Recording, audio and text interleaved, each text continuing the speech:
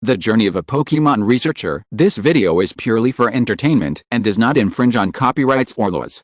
The rights to the novel and image belong to the original author. We do not claim ownership. Don't like waiting and want to listen to this fanfic in full now? Subscribe to our Patreon, where you'll find the best fanfics. Chapter 176, Butterfree's Diary. Hello, listeners, welcome to the Elf Space. Today we will introduce two famous star elves, Mr. Quirrell's Butterfree and Blue Butterfree. As we all know, Quirrell was once a well-known performer in the Kalos region, but in the performing arts, Quirrell was far inferior to his two elves. Therefore, after encountering a bottleneck in his performing arts career, Quirrell quickly gave up performing and turned to concentrate on coaching his two elves. This choice is undoubtedly very correct. In the days that followed, Quirrell's Butterfree and Blue Butterfree both achieved world-renowned results in their performing arts, and Mr. Quirrell also achieved success. Although the two butterfly elves are very famous, people in the industry know that Blue Butterfree is an actor positioned as a vase. She just won everyone's favor with her beautiful appearance, and her popularity will not last long. On the contrary, Butterfree is a real powerful actor. It is not easy to become popular, but once she becomes popular, it is difficult to decline. Many people even think that Blue Butterfree has been popular for so long as a vase. In fact, it is largely due to Butterfree's popularity. Today, we are lucky enough to get a diary. This is a rare Meowth that can speak human language and wrote it for Butterfree. Let me read it to you. The new film has been shot. The director is very satisfied with my performance and said that I am the most talented Butterfree he has ever seen. This makes me a little happy. But what makes me happiest is that I met a Meowth from my hometown Kanto and heard the news of the master from it. Meowth claimed to be the master's subordinate, but I didn't believe it. After all, my partners are all very strong. How could a weak chicken like Meowth who can't even beat me be trained by the master? But this guy's brain is quite good. Maybe the skill tree mentioned by the master is wrong. Speaking of which, I haven't seen the master for a long time. Since I came to Kalos, I first served as my wife's bodyguard. Later, when I replaced someone else, I was found to have a talent for acting, so I entered the entertainment industry. I have been busy all the time. I haven't been idle for a long time. Actually, I don't have such a strong acting talent. It's just that I have a strength far beyond that of most elves in the entertainment industry, so I can control my skills better, so I am called a powerful actor. In the final analysis, they are not strong enough. But then again, how many elves can be as lucky as me to meet an outstanding trainer as their master and cultivate them with care?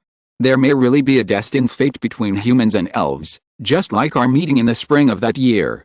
That year, for some reason, none of my brothers and sisters hatched, only I succeeded in breaking out of the shell. And for unknown reasons, my body is different from the green of most of my kind, but a rare silver. Silver skin is not a good thing for a wild green caterpillar, which will expose it from the leaves and attract bird elves to prey on it. Therefore, I was expelled by other green caterpillars and could only live alone in the place where I was born. But fortunately, there seems to be an extremely powerful elf here, and other elves will subconsciously avoid it, so I avoided the fate of being preyed by birds. People rarely know that caterpillars are actually social creatures. If there is no companion, the hormone level in our body will decrease, and eventually we will lose our appetite and gradually die in loneliness. After being driven out of the tribe, I lived alone. My appetite decreased day by day, waiting for my predetermined fate until the master appeared. At that time, I didn't know what a trainer was. When I first saw the master, I thought he was a predator like a bird and wanted to treat me as food. Now I think about it and feel embarrassed. If I were to go back to the time when we first met, I would definitely take the initiative to get into the master's Pokeball instead of waiting for the master to capture me. In my acting career, I have seen many hypocritical people who think that meeting and falling in love must be pure and should not contain anything else. I just want to roll my eyes at this. How can such an encounter without any purpose exist? Only the relationship between passers-by is completely pure. I know that the master captured me because of my unique skin color and superpowers, but I don't mind this because it is also a part of me. After becoming the master's elf, I immediately got rid of the entanglement of the spell of loneliness, resumed my rapid growth, and embarked on a journey with the master. That journey was the most unforgettable time of my life. Every day, my partners and I practiced hard together. The master would shake the peace bell, playing pleasant bell sounds to help us relax and restore our physical strength. At night, the master would let us gather around the fire, listen to his stories, and analyze the future development path for us. After I evolved into Metal Pupa, the master was worried that I would not be able to eat and would not have enough physical strength, so he would convert all the remaining physical strength every day into the power of Changpan and inject it into my body. Here with the master, I felt a long-lost warmth, which was so comfortable that I didn't want to wake up. When I was quietly waiting for evolution in the pupa, we came to the Hulan Gym. At the moment when the Super Zubat was defeated, I felt the desire for victory in the master's heart. For the first time, I felt that I couldn't wait to break out of the shell. Driven by this strong desire, I successfully evolved and helped the master win the game. When the master praised me, I felt that the whole world seemed to be made of flowers. With my evolution, I became the strongest among my partners and the main force in the team. Under the careful cultivation of the master, my strength increased rapidly and I won victory after victory. In Kanto, Orange Islands, and Unova, where we left our footprints, my partners and I continued to struggle and move forward. But I know that I am just a butterfree. In the team, my innate talent is the worst. With the rapid pursuit of my partners, I gradually felt powerless and gradually fell out of the first echelon of the team. Therefore, in the Victor's Cup, I rejected the master's proposal to let me rest and insisted on finishing the game. I know that my request is unreasonable, but I still can't help but be willful. In the end, the master indulged in my willfulness, and I did not live up to the master's expectations. I defeated 3 opponents alone, which made all the audience amazed by us. Meeting is a kind of fate, but when the fate is over, we have to separate. In the 7 Fruit Islands, I met the true love of my life, but the cruel thing is that we can't stay together forever. After a painful struggle, I decided to leave my wife and return to my master, but I didn't expect that my master rejected my proposal, gave my Pokeball to Spearow, and then ran away. I was a little disappointed with my master's decision. Didn't my master want me anymore? I flapped my wings and chased after him, wanting to ask an answer, but I saw my master hiding in the woods and crying silently. Looking at the tears left by my master, I knew that my master was also reluctant to part with me. At that moment, I felt so happy. In the end, I still followed Spearow. Although I didn't understand why my master did this, I knew that my master would not harm me. He did this for my own good. When we parted, my master was smiling, but I could sense the tears in his heart. Now, I have understood my master's intentions. The strength of my companions has grown much faster than I thought. If I stay with my master, I will gradually fall behind, and my chances of playing will become fewer and fewer. My master will not be able to devote too much energy to taking care of me, and loneliness will return to me again. Therefore, my master chose to let me leave and take a different path, and it turned out that this was the right choice. Perhaps this is what my master said: it's better to forget each other in the rivers and lakes than to help each other in times of trouble. We met when we were each other's weakest, and supported each other through the most difficult days, like 2 fish stranded in a dry pond. But in the end, we overcame the difficulties and came to the vast world, and each of us will embark on a different path. The true love of supporting each other is unforgettable, but for both parties, it is still not as good as forgetting each other and running towards the future. Okay, let's not talk about this. Meow Meow said that the master is about to bring his little baby to Carlos for a trip, so we might have a chance to meet. Well, I have to plan it well. Maybe I can go to the port to greet the master? Okay, listeners, today's show ends here. You can write your thoughts into a text message and send it to 404-404. We will randomly select one to read aloud in the next show. The audience member who is drawn can get a Butterfree figurine. Chapter 177 Return to Guandu for the first time. After sending Butterfree away, Xuanjian also lost interest in playing along the way, so he and Duoga took the dragon to return to Kanto quickly. Originally, Xuanjian planned to go directly to the Hulan Gym to fulfill his agreement with Duoga. As for how to compensate the Hulan sisters, that was something to be considered later. But unexpectedly, Duoga rejected Xuanjian's proposal to fulfill his promise, saying that there was a better way to deal with it. After meeting Xuanjian again after the agreement, he returned to Hulan City alone. Xuanjian didn't care about this. It would be best if he didn't offend anyone, but he didn't know whether Duoga would have difficulty reporting to the family. But these were all things he couldn't control. After separating from Duoga, Xuanjian also returned to Cayammo town, which he had been away from for a long time. The town was still quiet and beautiful, but Xuanjian noticed that the town was much more lively than before. It seemed that his father had done a lot of things after taking office. Unfortunately, due to the innate conditions, if there were no major opportunities, the town would not have much room for development. The whole family was very surprised by Xuanjian's return. His mother, Miyako, was even more reluctant to let go of her son, as if her son had suffered a lot of grievances outside. Xuanjian felt a little helpless and embarrassed about his mother's behavior, but more of it was warmth and touching. A mother worries about her son even when he is far away. Even if he often contacts her by phone and tells her that he is doing well, in her heart, her son must not be doing well when he is away from her. Xuanjian also relaxed when he returned home. Every day, apart from telling his sister about his travel experience, he didn't have much to do. He lived a life of ease and comfort, which made him not want to leave home to travel again. However, Xuanjian knew what his goal was, and a short period of relaxation was only for better progress. Moreover, his experience in his previous life told him that if he stayed at home for too long, this good treatment would no longer exist, and he would be criticized in various ways. I plan to travel again the day after tomorrow, Xuanjian said to his family at dinner. Hearing Xuanjian's words, the whole family was stunned, and the atmosphere instantly became a little depressed. Mother Miyako immediately asked, "Why are you leaving right after you came back? Wouldn't it be nice to stay at home for a while longer?" Xuanjian smiled and said, "No, I've been at home for almost a week, and I feel like I've gained weight. Besides, I have an appointment with someone else to fulfill." Father Xuanjian was much calmer than his mother. He had been prepared for this and just asked, "You went to the Orange Islands before, so what are your plans this time?" "This time, let's finish the unfinished trip to Kanto first. After all, it's our base camp, and it would be unreasonable not to travel." "Well," Xuanjian nodded, and continued, "That's not bad, but before you leave, there's something I need your help to think of." "What's it?" "The matter of the village." Xuanjian put down his chopsticks and sat up straight. "You have seen the situation in the village. Although I have thought of many ways in the past year, I have only stimulated the village's original development potential. It has not opened up new development points for the village. You are now a researcher and have been to so many places. I want to hear what good ideas you have for the development of the village." After hearing his father's words, Xuanjian was a little surprised. He thought his father would keep the village's secrets and traditions like the older generation and continue to live an idyllic life. He didn't expect his father to be so ambitious. But he really didn't have any good ideas for his own village. After all, apart from the secret, it was really hard to find anything special.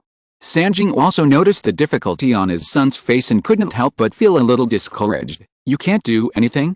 Then forget it." Seeing his father a little discouraged, Xuanjian hurriedly said, "I don't have a way for the time being. After all, if this problem is so easy to solve, the village will not be like this now. But I believe that as I travel around and my knowledge continues to grow, there will definitely be a solution." This is not to comfort his father. After all, although he has rich theoretical knowledge, as the saying goes, reading thousands of books is not as good as traveling thousands of miles. Without combining it with specific practice, it is difficult for him to apply everything he knows to life. Just like if he hadn't been to the 7 fruit islands, he would never have thought of introducing 3 bees to make honey. This is also an important reason why he decided to be a researcher, but still had to travel continuously. "Well," Xuanjian nodded, his face looked better, but he didn't have high expectations.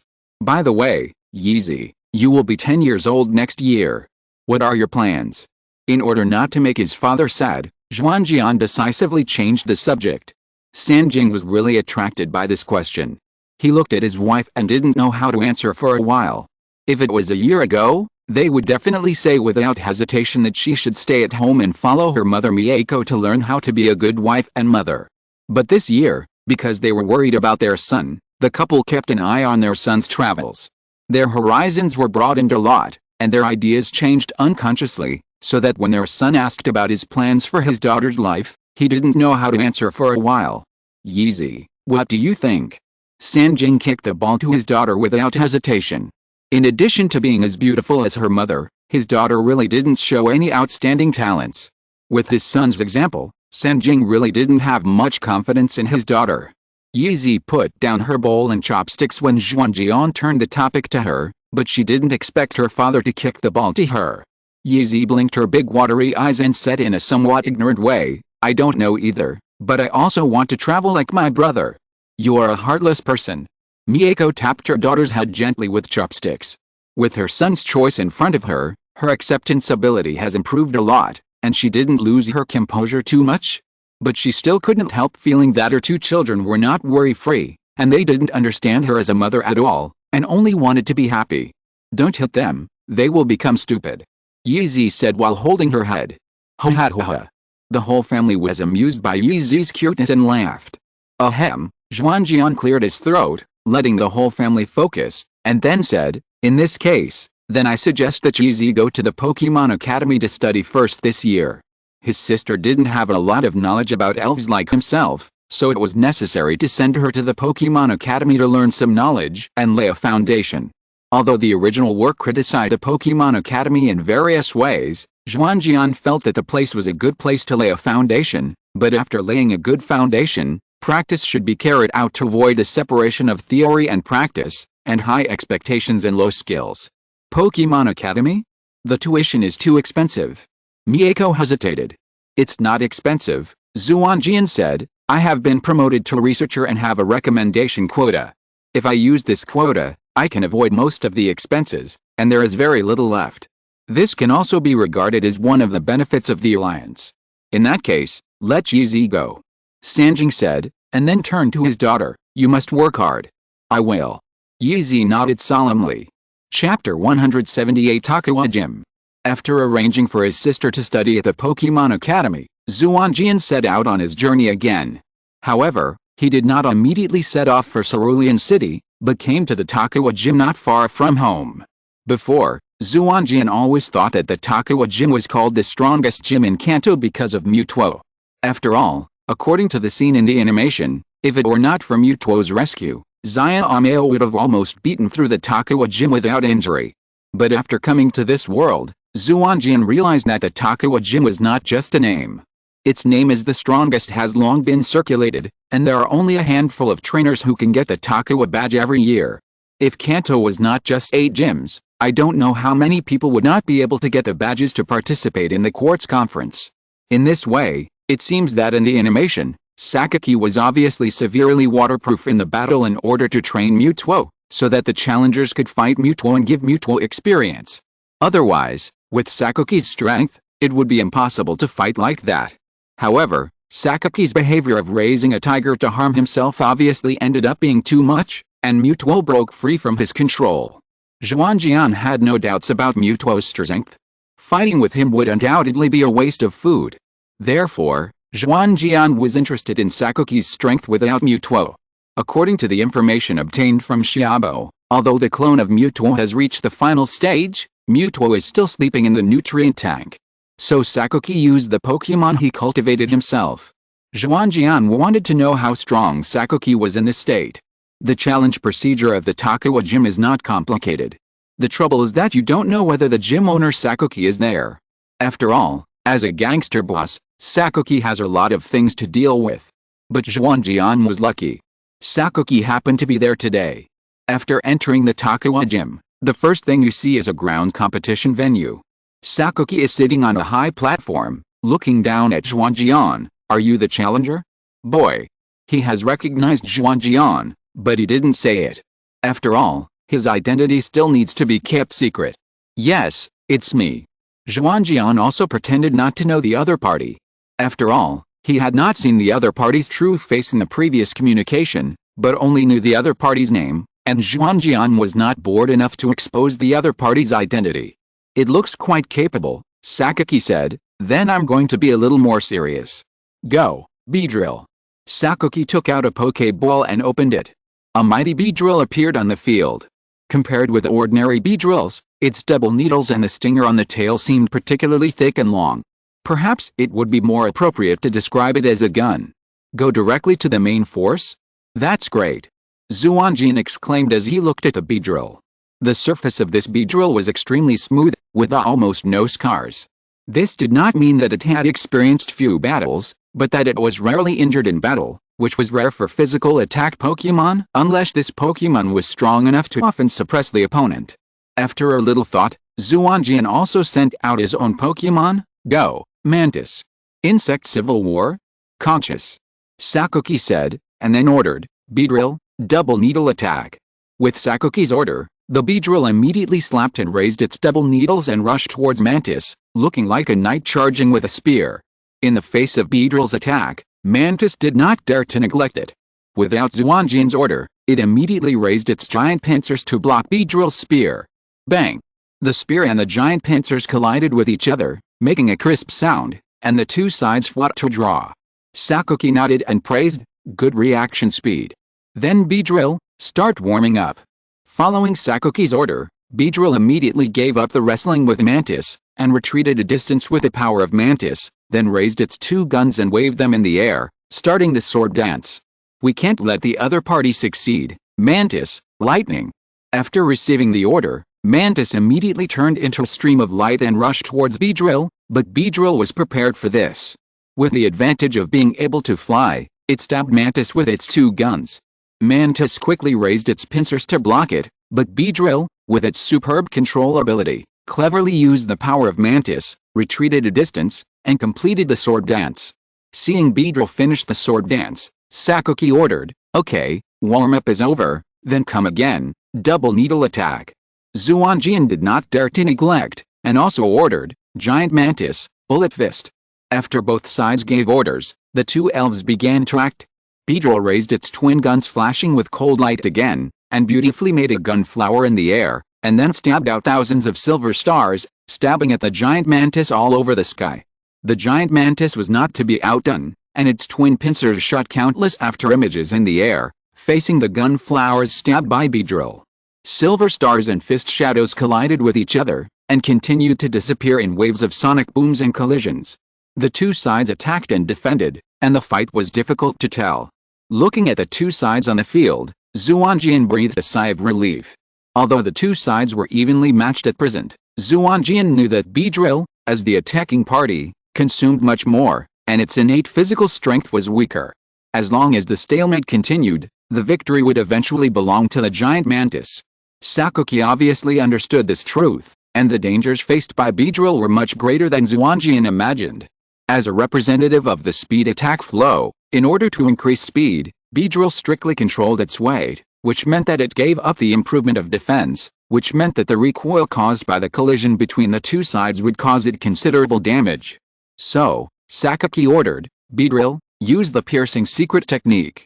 Hearing Sakoki's order, Beedrill's eyes flashed with a light, and then sold a flaw, then raised its tail, and the poison needle on the tail moved, and fired a flying needle bullet towards the chest of the giant mantis, hitting the chest of the giant mantis that was caught off guard. For the giant mantis with a metal shell on its body, this kind of attack cannot even break the defense under normal circumstances, let alone cause damage or poisoning effects. But this attack, under the control of Beedrill, hit the key meridian in the chest. The moment the flying needle bullet hit, the giant mantis felt that its smooth breathing was disrupted, and its body could not help but stagnate.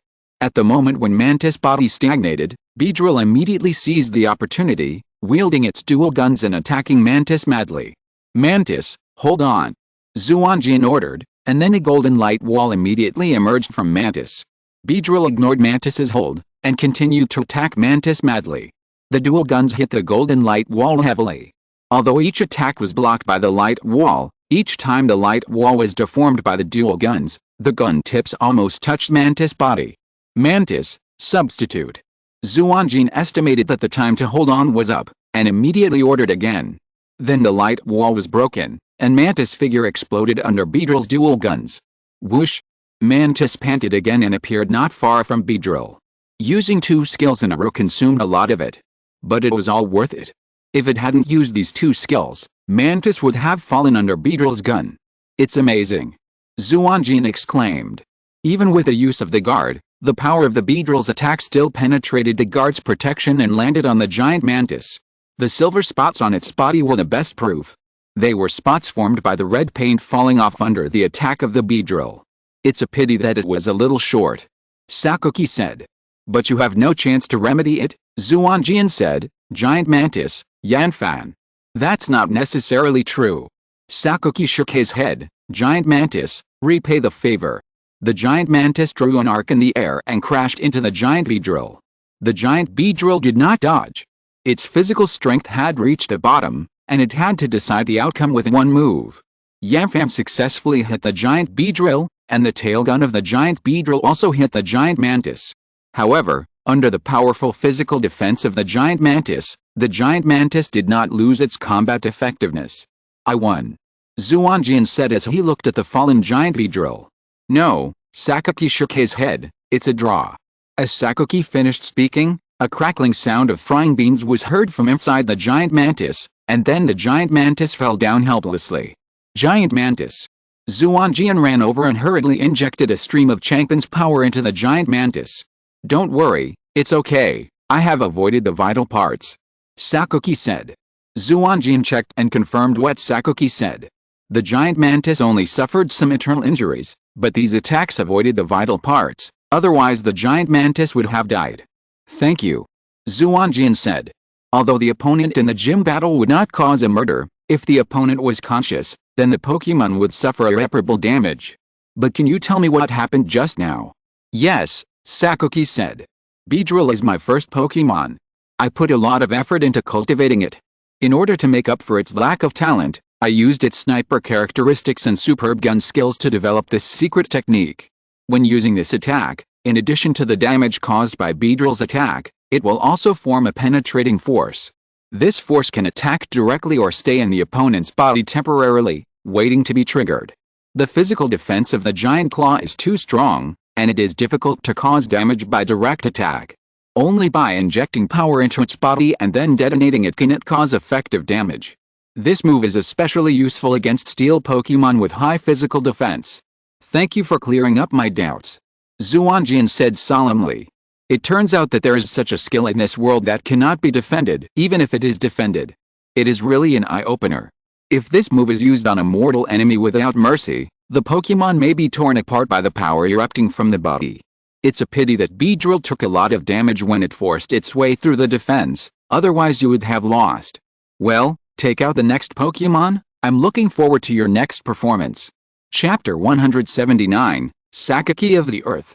Although my Beedrill is very powerful, the Pokémon I am really good at are ground-type Pokémon, so this is my next Pokémon, go, Onix. Sakuki took out the Pokéball, and then a huge Onix appeared on the field. Onix? That's strange, why don't people want to evolve Onix into Steelix? Xuanjian said, although Steelix is not very good, it is still much better than Onix. Because the cost is too high, it is not everywhere to find cheap metal-coated ores. Sakuki said. Xuanjian pulled the corner of his mouth. For you, the boss who controls the largest villain organization in Kanto, it is not a problem at all. However, such words were obviously not suitable to be said.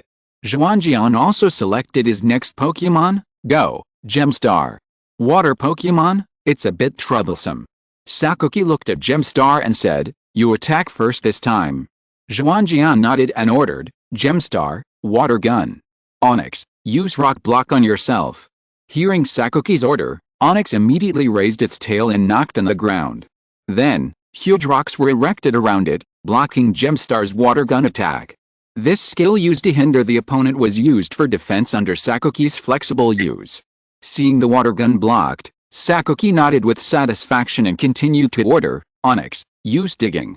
Then, Onix immediately used the cover of the stone to drill into the ground and disappeared. Gemstar, pay attention to defense. Xuanjian immediately reminded Gemstar after seeing Onix disappear. Sakuki did not order Onix to attack immediately, as if he was waiting for something. After a moment of silence, Sakuki finally said, let's begin. Onix, quicksand hell. As soon as he finished speaking, there was a rumble from the ground, and then the ground collapsed completely. The Gemstar fell into the deep pit without warning. It was obvious that Onix had just taken the opportunity to hollow out the ground, and then used quicksand hell to destroy the remaining supporting structure, forming this deep pit. However, this was not the end. Under Onix's control, the surrounding soil all turned into quicksand, and hit the Gemstar like a huge wave, trying to bury it in it. Gemstar! Xuanjian shouted worriedly. The quicksand completely blocked the way to escape. The Gemstar had nowhere to escape. The waves formed by the quicksand filled the pit and soon filled it up, But Sakuki let out a surprised cry. He actually escaped. Psychic powers are really troublesome. Huh? Hearing Sakuki's words, Xuanjian turned his eyes away from the pit and immediately found the gem star floating in the air. I'm glad you're okay, Xuanjian said happily. In this case, if the gem star could escape, it could only be that the gem star had mastered the psychic skill of instant movement. Okay, then it's our turn to fight back. Gemstar, pray for rain. If Onyx hides underground, it will be difficult for Gemstar to attack it. It can only use prayer for rain to moisten the ground and force it out with the water it hates the most. Sakuki saw through Xuanjian's tactics and immediately ordered, Onyx, charge at the cost of your life. Onyx immediately broke out of the ground and crashed into the Gemstar floating in the air. Xuanjian quickly ordered, Gemstar, water cannon. Compared to Onyx, Gemstar was faster. The water cannon hit Onyx's head first. The water energy immediately penetrated the not-so-dense rock body, causing great damage to Onyx. However, Onyx still relied on its own perseverance to collide with Gemstar, causing considerable damage to it. Xuanjian exhaled heavily. We won. Although both attacks hit the opponent, Gemstar resisted the damage with its attribute advantage and higher attribute value than Onyx, and Onyx's special defense was weak, and the water cannon also caused 4 times the damage to it, and finally it could only fall down helplessly. It seems that we really need to consider evolving it into Steelix, Sakuki said as he took back Onyx, and then took out another Pokeball. Then my last Pokemon is this one, Nidoqueen. Seeing Nidoqueen appear, Xuanjian immediately launched an attack. Gem, use water cannon. The blue water cannon shot out from the gem of the gem starfish, hitting Nidoqueen, who didn't dodge at all. Nidoqueen showed a trace of pain on her face, and then her expression became serious, and a golden electric light appeared on her body, which was the electric skill 100,000 volts. Not good, gem starfish. Xuanjian realized that something was wrong the moment the electric light appeared, but it was too late. The golden electric light quickly transmitted to gem starfish along the water cannon. In the golden electric light, gem starfish cried out in pain, and fell down helplessly after being injured. Come back, Gemstar. You've worked hard. Xuanjian took out a Pokeball and took back the Gemstar, then took out another Pokeball. Go, Gyarados. As soon as Gyarados appeared, he immediately roared at Nidoqueen, and the intimidation feature was fully activated. Unfortunately, Sakuki's Nidoqueen was very strong and had a good character, so she was not affected at all. I chose to use Gyarados. The attributes are correct.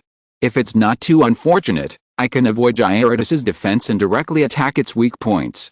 Sakuki left the stage, stood in front of the stage, and said to Nidoqueen, Nidoqueen, use the secret technique, Earth Pulse.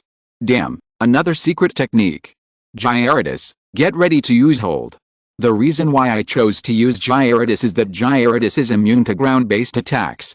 Although the opponent can also use electric skills, it is probably not what Nidoqueen is good at, and as long as you're careful, electric skills can be completely avoided. But unexpectedly, Sakuki used a secret technique again. Although this move sounded like a ground-based secret technique, Xuanjian still did not dare to be careless. The Earth carries us in record's history. Many people think that the Earth is just a dead thing, but they don't know that the Earth is also alive. It has its own pulse. As long as you understand the pulse of the Earth, you can do many unimaginable things. Sakuki said in a chanting tone, then closed his eyes and said, Nidoqueen, start. As Sakuki issued the order, Xuanjian felt that the other party seemed to be connected with Nidoqueen, and together they felt the pulse of the Earth. Nidoqueen gently raised her feet and used an earthquake on the ground. Nidoqueen did not use much force in this attack, but Xuanjian felt that the ground shook violently. Its resonance. Xuanjian immediately understood it, but he was helpless.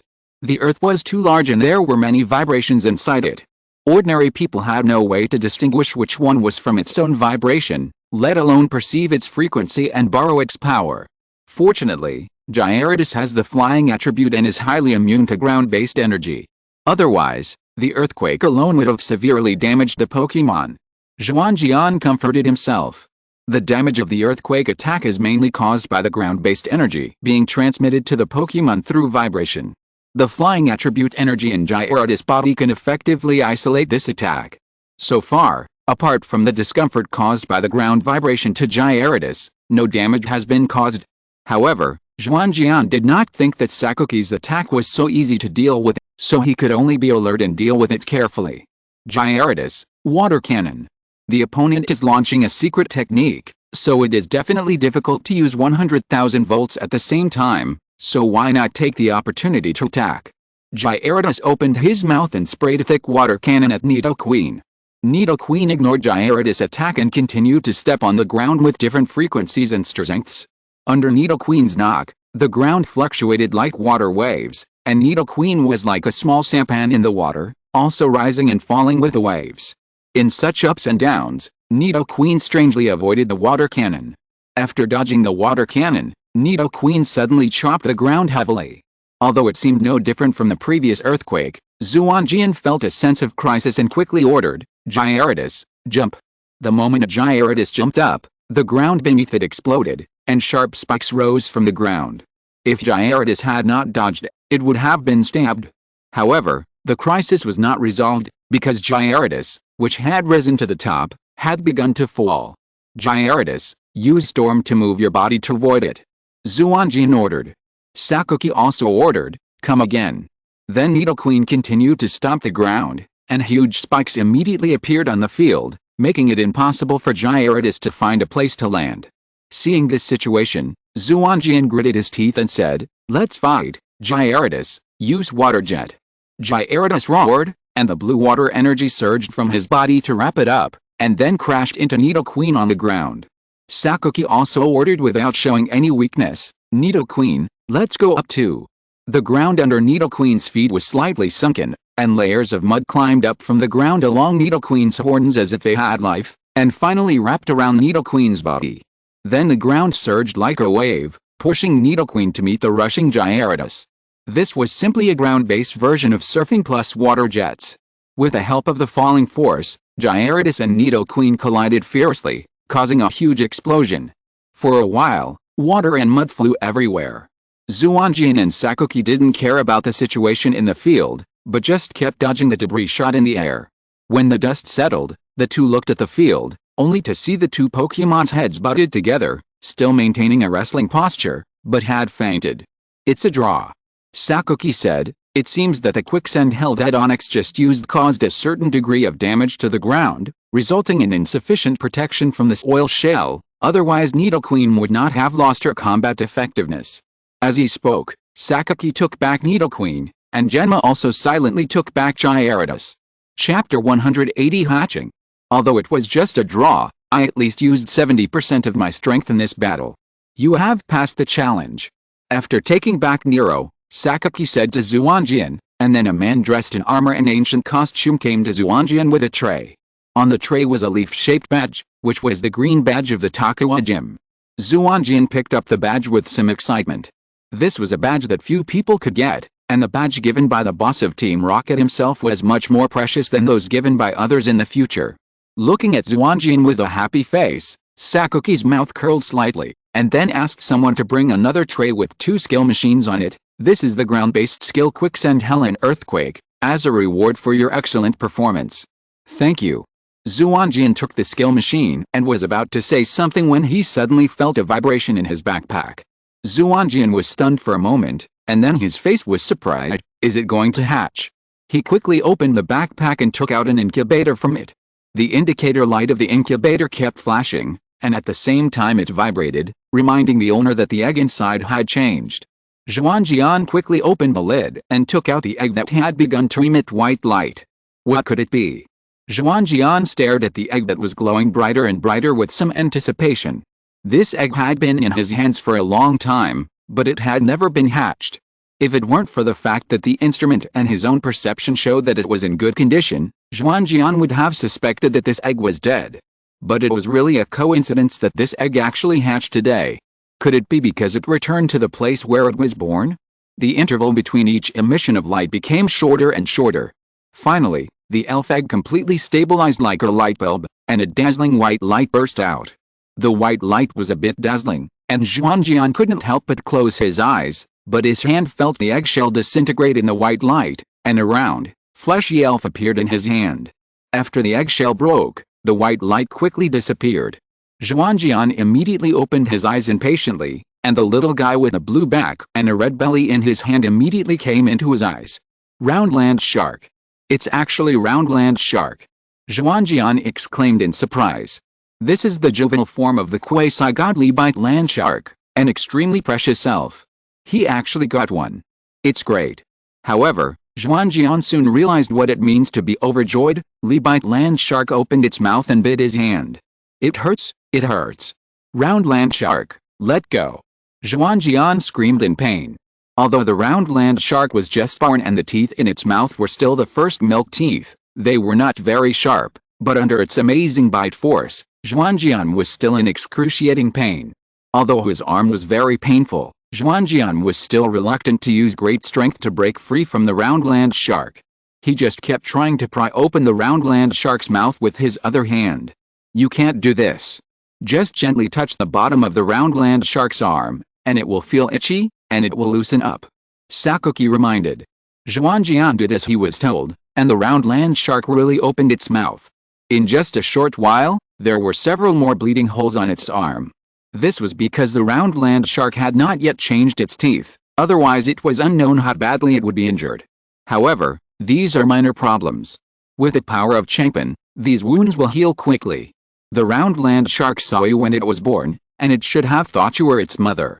Wild Roundland sharks bite their mother's arms when they are born and let their mothers carry them away.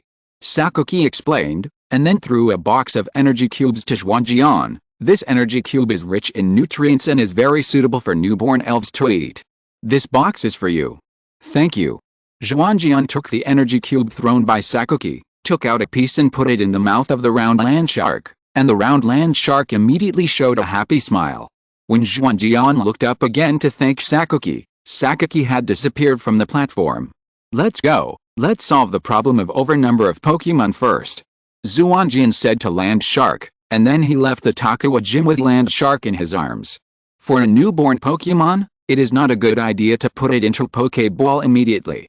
Instead, it should be allowed to move around outside more. Anyway, few people in Kanto know Land Shark, and he has enough confidence in his own strength. With Land Shark, Xuanjian came to the Pokémon Center and called Xiaobo. Although there is a private communicator, the transmission of Pokémon still depends on the transmission device of the Pokémon Center. The call was quickly connected, and Xiaobo appeared on the screen. Xuanjian looked at Xiaobo and said, Xiaobo, long time no see. But you are not doing well. The Xiaobo on the screen is not only a scientific researcher with circles of heavy dark circles under his eyes, but also has holes in his white coat, and even the wig on his head is burnt. Ahem, the experiment has entered a critical stage recently, which is quite dangerous, so it looks a bit embarrassed. Xiaobo explained.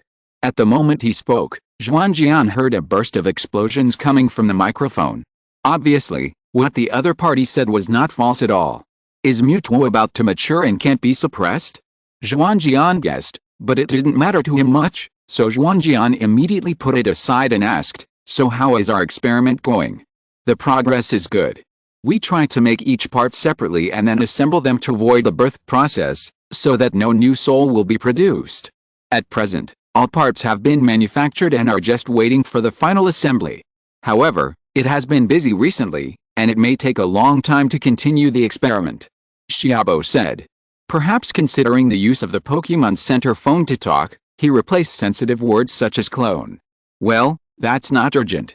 Xuanjian said, and then raised the Roundland shark in his arms. The Pokémon egg has hatched. It's this little guy. I have too many Pokémons in my hand. I want to exchange Pokémons. After separating from Duoge, Duoge returned the Pokémon stored with her to herself. At that time, there were 6 Pokémons that exceeded the limit. If it weren't for the fact that she could carry 3 more Pokéballs after being promoted to the Research Institute, several Pokémons would have been teleported away at that time. Hearing Xuanjian's words, Xiaobo patted his head and said, Oh, I was just about to contact you and ask you to take the Pokémon stored with me. You know I'm very busy these days and don't have time to take care of them.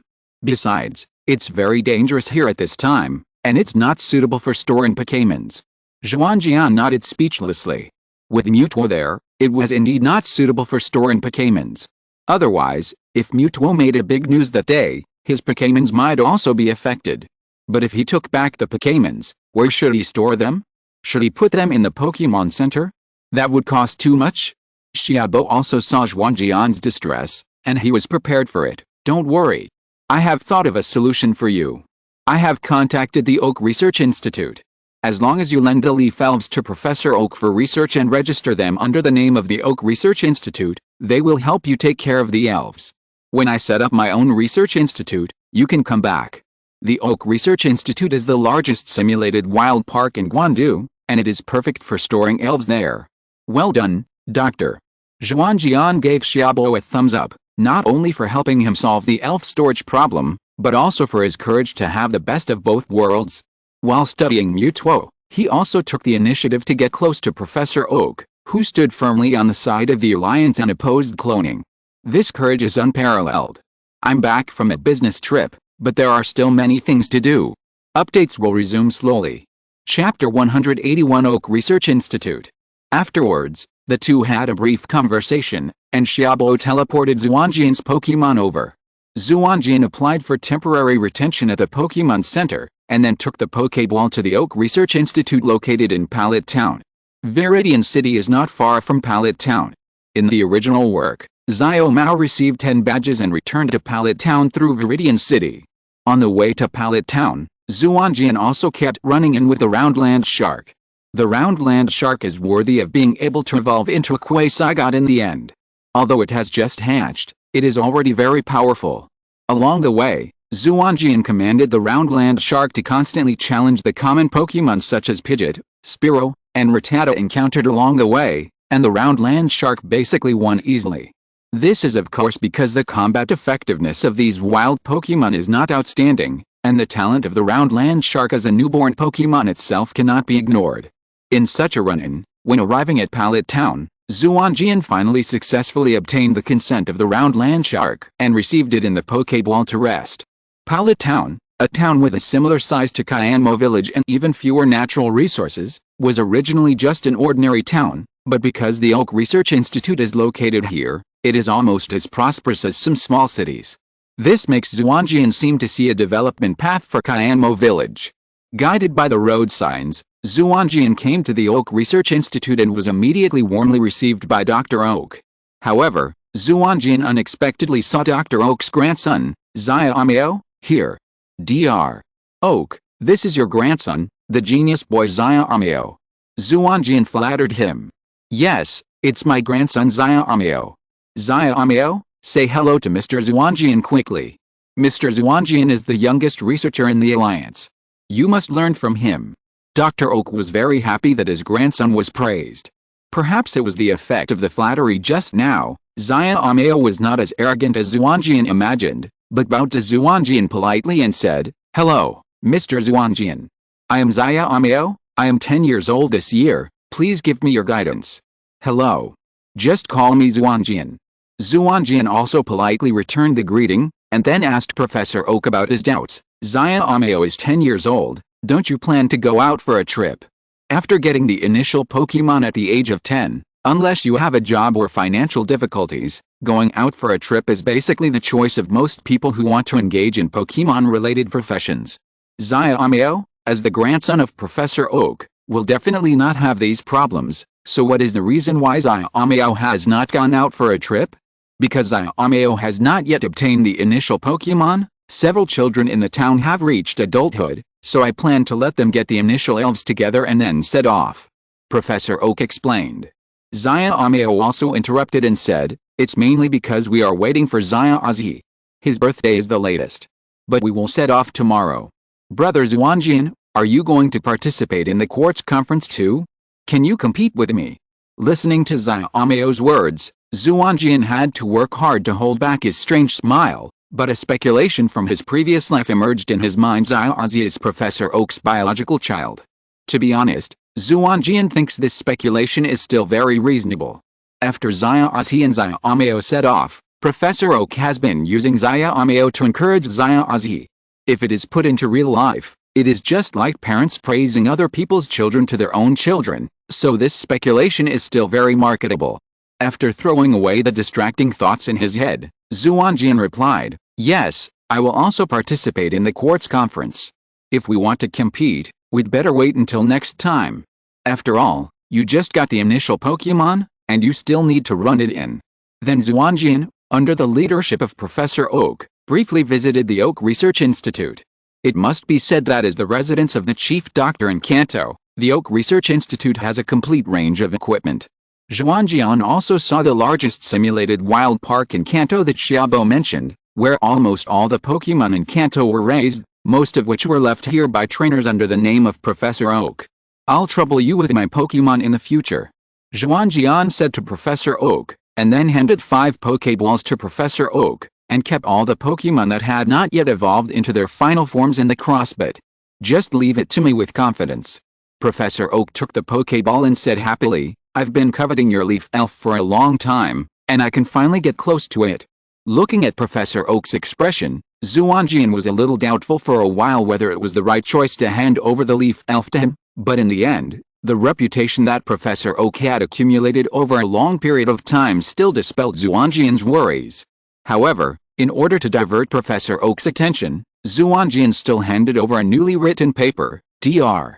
Oak, these are some ideas I came up with when I was traveling in the Orange Islands and passing through the 7 Fruit Islands. They are mainly about the analysis of the introduction of Pokémon from other places. Please give me some advice. Oh, Dr. Oak took the paper, glanced through it, and said, it's a very good idea. I'll keep the paper for now, and I'll take a detailed look at it when I have time. Now many researchers think that those who do research should stay in the laboratory every day. In fact, their idea is wrong. Only by traveling continuously can they continue to practice in person and find directions worthy of research. If I didn't have too many things to do and couldn't get away, I would also like to go out traveling like you. Afterwards, Xuanjian stayed overnight at Oak Research Institute, and asked indirectly during the conversation whether Professor Oak had prepared enough Pokémon for the children who were leaving tomorrow. Of course, Professor Oak replied affirmatively, although the 3 starter Pokémons are more formal. I applied for them a long time ago, and I have received enough starter Pokémons. Xiaomao has already decided to take Squirtle, so in addition to 1 starter Pokémon of each of the 3 attributes, I also applied for 1 more Squirtle for Xiaomao. There will be 4 children leaving tomorrow, including Xiaomao, which is enough.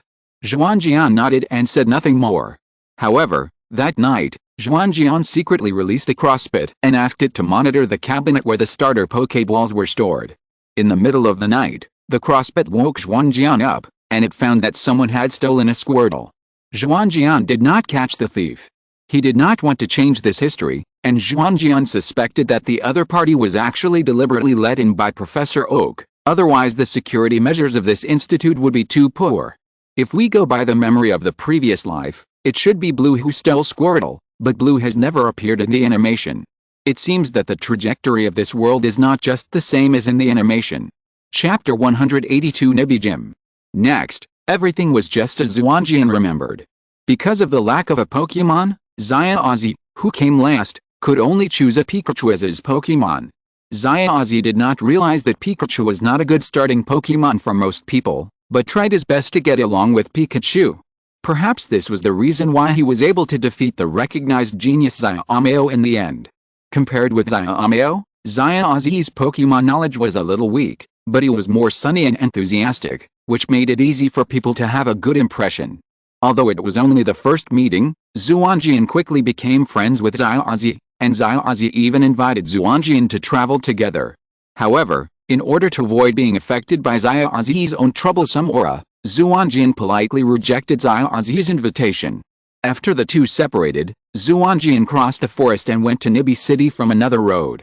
This route is shorter than the one Xiaozi took, but it takes more time to cross the jungle. The only advantage is that Xuanjian can meet more wild Pokémon, which allows him to release the Roundland Shark to practice and move around.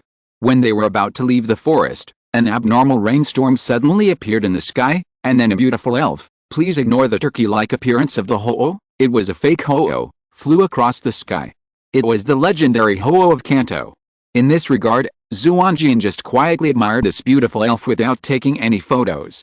Because the frequency of the Ho-Oh in Kanto and Johto is very high, such a long-distance photo is of little value.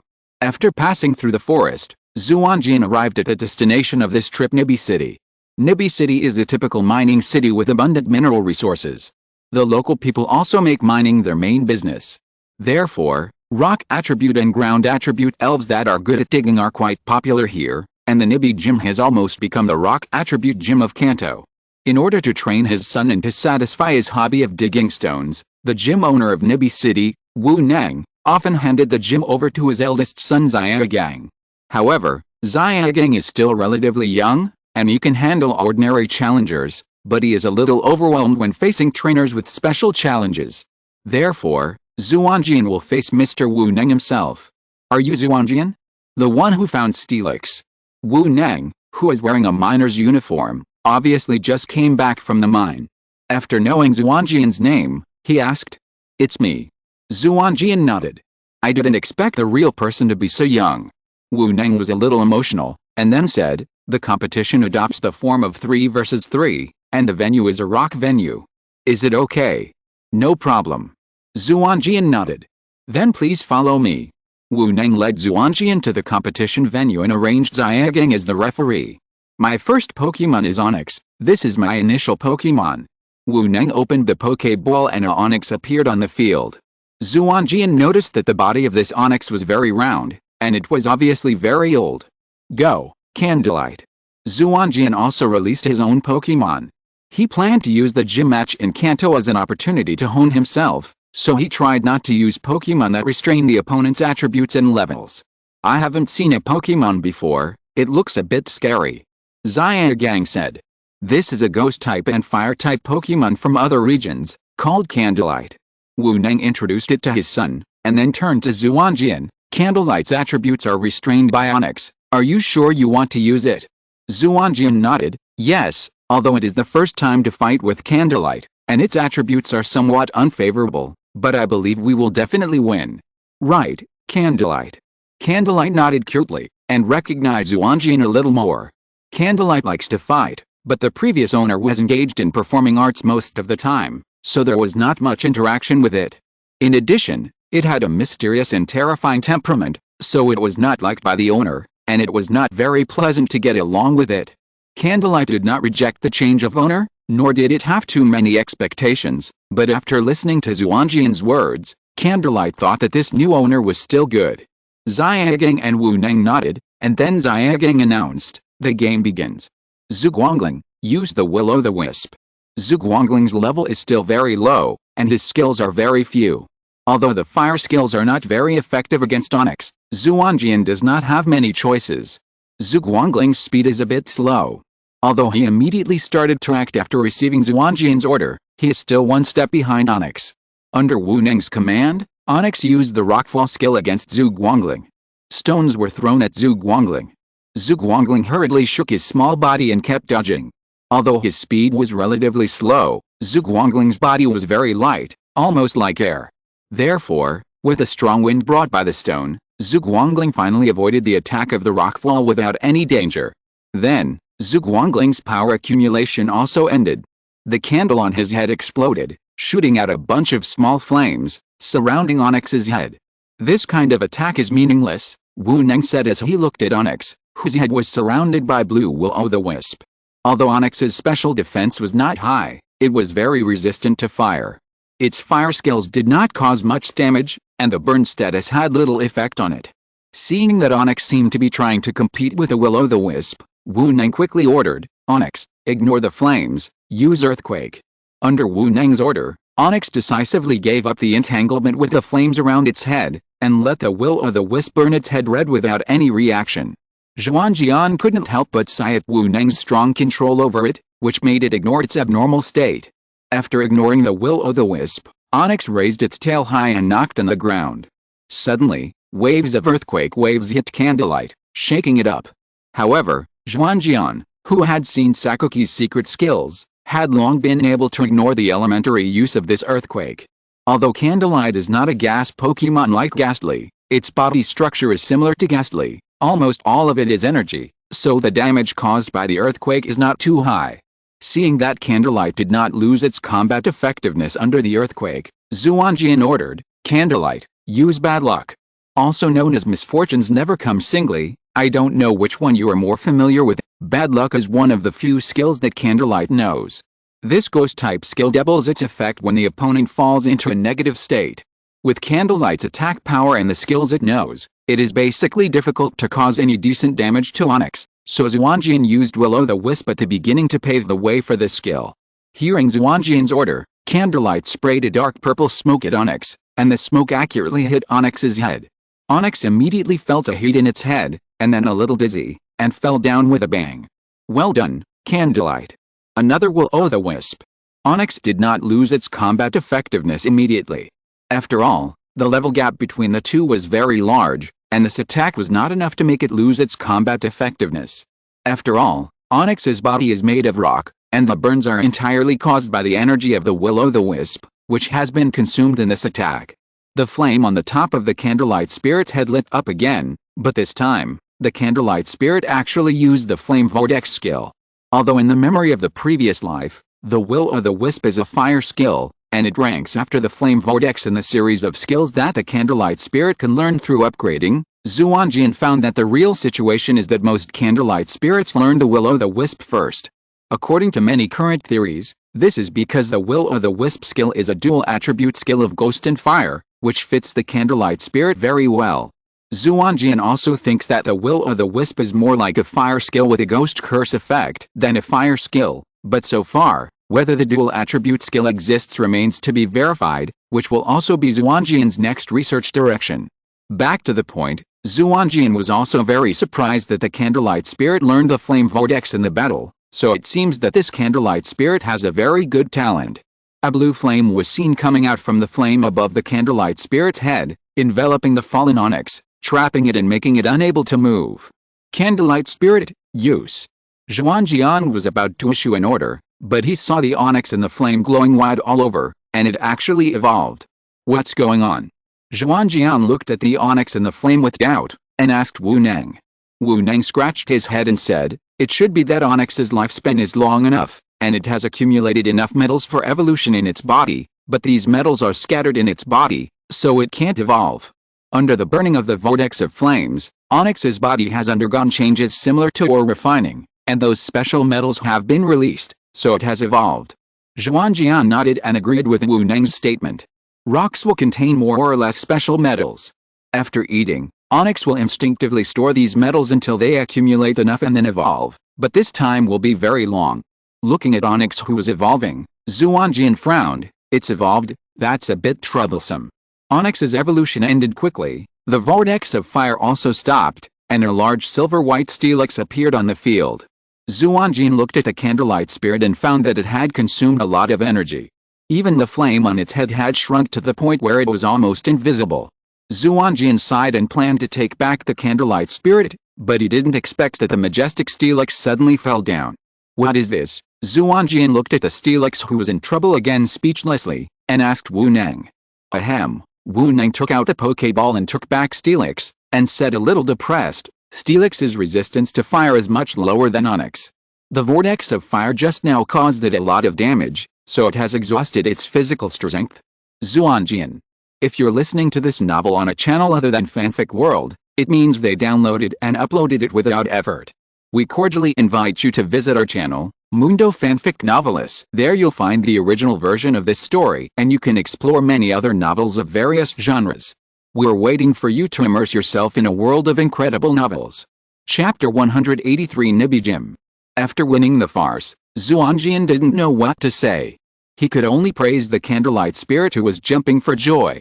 After all, the other party had tried very hard. After taking back Onix, Wu Neng sent out another Pokémon.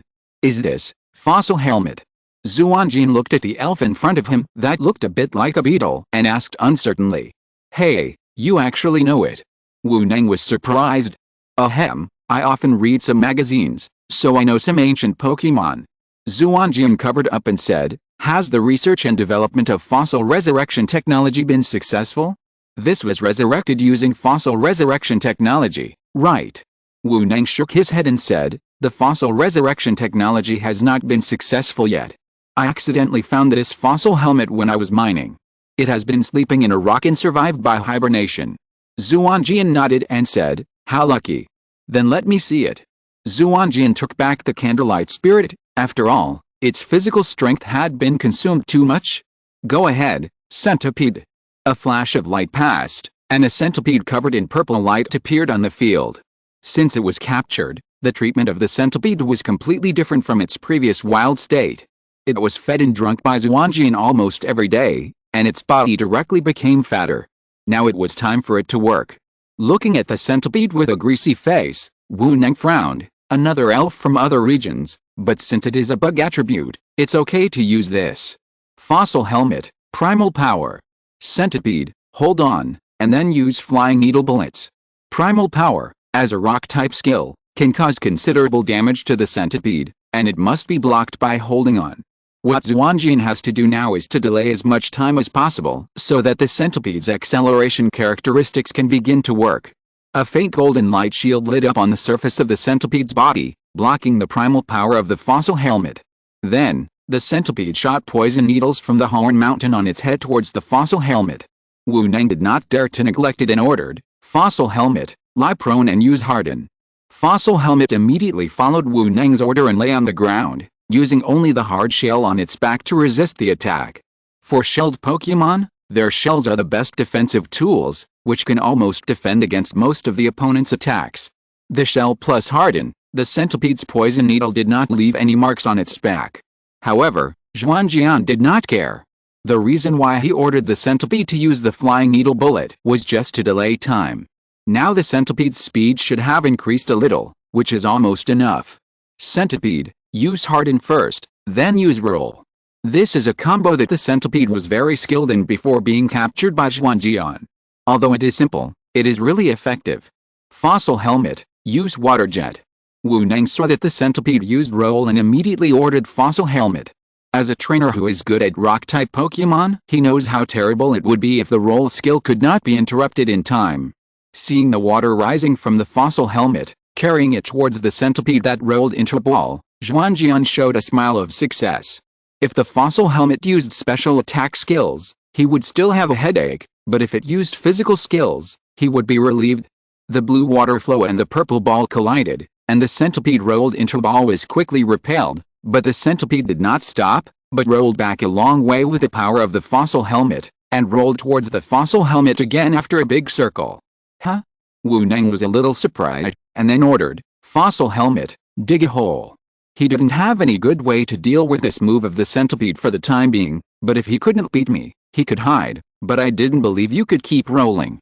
Seeing the fossil helmet quickly drilled into the ground and refused to show up, Xuanjian felt helpless. The rolling skill really couldn't be sustained, otherwise the elf itself would be dizzy and eventually lose its combat effectiveness. So after the skill ended, Xuanjian ordered the centipede to stop and carefully guard against the opponent's attack.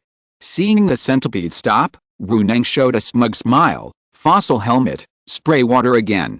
The most difficult thing to deal with for an opponent digging a hole is that it doesn't know when and from what angle it will attack. After Wu Neng issued the order, Fossil helmet did not attack immediately, but ambushed and waited for the opportunity. Xuanjian was also somewhat helpless about this. Rock Pokémon were originally difficult to sense through the power of Changpan, not to mention Fossil helmet, a spirit that has been dormant and alive since ancient times. This kind of dormant spirit has the best ability to converge its breath. Crack! The ground suddenly cracked, and the centipede immediately dodged to the side, but unexpectedly found that Fossil helmet did not rush up from below, but dug the ground hollow, causing the ground to sink, making the centipede think it was below. Then, a hole suddenly appeared in the ground not far from the centipede, and then a stream of water sprang up from it and rushed towards the centipede that was caught off guard. "Centipede, run forward." Hearing Xuanjian's order, the centipede hesitated for a moment, but still executed the order. However, due to the hesitation at that moment, it failed to completely avoid the attack in the end, and was rubbed by the water flow around the fossil helmet and was knocked out. Still not in tacit understanding, Xuanjian sighed secretly. If it was the old elf in his hand, he would definitely execute the order without hesitation. Then, with its speed far exceeding the fossil helmet, it would definitely be able to avoid this attack. However, after all, they have too little time to get along, so they will slowly run in the future. Thinking of this, Xuanjian ordered, "Centipede, crazy rolling." Crazy rolling is a skill similar to rolling, but compared to rolling, this insect skill does not need to be charged, and its power is much greater. The centipede quickly gathered into a ball and crashed into the panting fossil helmet. The previous attack consumed it a lot, and the fossil helmet was already a little tired. Fossil helmet, dig a hole. Wu Neng wanted to use the same trick again, but he didn't expect that the centipede's speed had been greatly improved under the effect of its characteristics. The head of the fossil helmet had just drilled into the soil when the centipede's attack arrived. In the end, it could only withstand the attack with its hard back. Okay. Do it again. Xuanjian ordered. Although the fossil helmet had weakened a lot of damage with a back shell, it would definitely not be easy for it. Another time would be enough to knock it down. Looking at the centipede rushing over aggressively, Wu Neng knew that he had to do his best. Fossil helmet, extreme freezing ray. Chapter 184 Ore Badge. The white frost rays spurted out of the mouth of the fossil helmet with a belief that it would win, and shot at the centipede that was rushing towards it at high speed. The centipede tried to move forward, but felt that its body was getting heavier and heavier. Finally, a piece of ice appeared in the field, and the centipede was trapped in it. Although it had lost its fighting power, it still maintained its charging posture. The centipede has lost its fighting power, and the fossil helmet wins. Xiaogang announced. Summoning the candlelight spirit to melt the ice with flames, Xuanjian took back the centipede and said softly, "Thank you for your hard work, centipede. You performed very well, take a good rest. Now I'm ahead." Wu Neng reminded him that the candlelight spirit had just barely melted the ice, and going on the field would only increase the opponent's consumption. Xuanjian only had one elf that he could really use. After the game just now, Wu Neng had already recognized Xuanjian's strength, and was worried that Xuanjian would take out an inappropriate elf again and eventually lose the game, so he reminded him implicitly. "Thank you." Xuanjian felt Wu Neng's kindness and expressed his gratitude to him. Then he took out a Pokeball. "Although this is also the first time we fight together, this guy is the one I used to hold the line. Go, Bulbasaur." A flash of light passed, and a Bulbasaur that was comparable to the size of a froggrass appeared on the field. This was Xuanjian's trump card to prevent himself from playing too much. Although it was in its juvenile form, after a long enough period of time, Bulbasaur's level was already very high, and it had basically learned most of the grass-type skills, and its strength was very strong. Bulbasaur, Vine Whip. The thick vine whip extended from the back of Bulbasaur and whipped towards the sickle helmet. However, before the vine whip hit, a red light took the fossil helmet back into the Pokeball.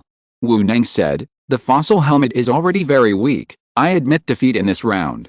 Xuanjian nodded and agreed with Wu Neng's words. After all, this was a duel that was destined to lose, and it would only cause the fossil helmet to be injured in vain, and it would not have much impact on Bulbasaur.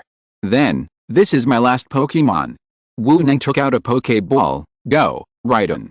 Xuanjian looked at the Rhydon that Wu Neng sent out. Smooth skin, the cracks between the rocks were almost invisible, which meant that it often polished its body surface carefully, which would make its body more rounded, helping to improve its defense and special defense. The rock that made up its body was dark granite, which not only increased its body hardness, but also increased its weight, making it more powerful when using skills such as rolling. This was the best cultivated Rhydon that he had ever seen. "Be careful, my Rhydon has the stone head characteristic." Wu Neng reminded him, and then released his ultimate move, Rhydon, use self-sacrifice collision. Troublesome characteristics. Xuanjian was also very troubled by this guy who was immune to counter-injury and could use ultimate moves recklessly. Looking at the Rhydon rushing over, Xuanjian ordered, "We will fight too, Bulbasaur, Leaf Storm." Rhydon put his feet and head into his body, rolled over and rushed towards Bulbasaur, and the seeds on Bulbasaur's back also lit up, and leaves were generated on its back, forming a storm, rushing towards Rhydon. The stones on Rhydon's body surface were constantly cut off, and his body soon became smaller. But Rhydon didn't care, and quickly rushed to Bulbasaur and pushed Bulbasaur against the wall at the edge of the field. After the attack was completed, Rhydon immediately retreated to avoid being attacked by the opponent at close range, and began to rest at the same time. Such a big move also consumed a lot of it. Xuanjian quickly looked at Bulbasaur, who was hid against the wall, and shouted worriedly, "Bulbasaur, are you okay?" He still underestimated Wu Neng's Rhydon. He thought that this leaf storm would be enough to make Rhydon lose its combat effectiveness, but he didn't expect it to be a miscalculation. Seed. Bulbasaur shook his head and replied to Xuanjian, indicating that he was fine. However, Xuanjian noticed that there was a trace of blood at the corner of its mouth. Although it had attribute immunity, it was difficult to be immune to physical damage. Bulbasaur was seriously injured. However, Xuanjian would not expose it, but silently accepted Bulbasaur's kindness and ordered, "Bulbasaur, use Parasitic Seed." Raiden, roll. Wu Neng has been using Rock-type Pokémon to fight against different trainers for a long time. He has enough experience in overcoming attribute disadvantages and dealing with various skills. Raiden quickly rolled into a ball and rolled up, preventing the parasitic seed that fell on its body from attaching. Wu Neng nodded with satisfaction. "Okay, that's it. First roll to accelerate, and finally add a heavy collision to decide the outcome." Looking at the Raiden that was constantly accelerating, Xuanjian felt deeply powerless. The heavy collision was a steel-type skill, and its power was determined by the weight difference between the two sides. Combined with the power of rolling, this trick was enough to deal with the Bulbasaur, but he had no way to do it. It seemed that he underestimated the enemy. No. Xuanjian punched the wall heavily, and blood immediately flowed from his fist. "I can't complain about myself, I have to believe in Bulbasaur. By the way, Bulbasaur, use the grass knot."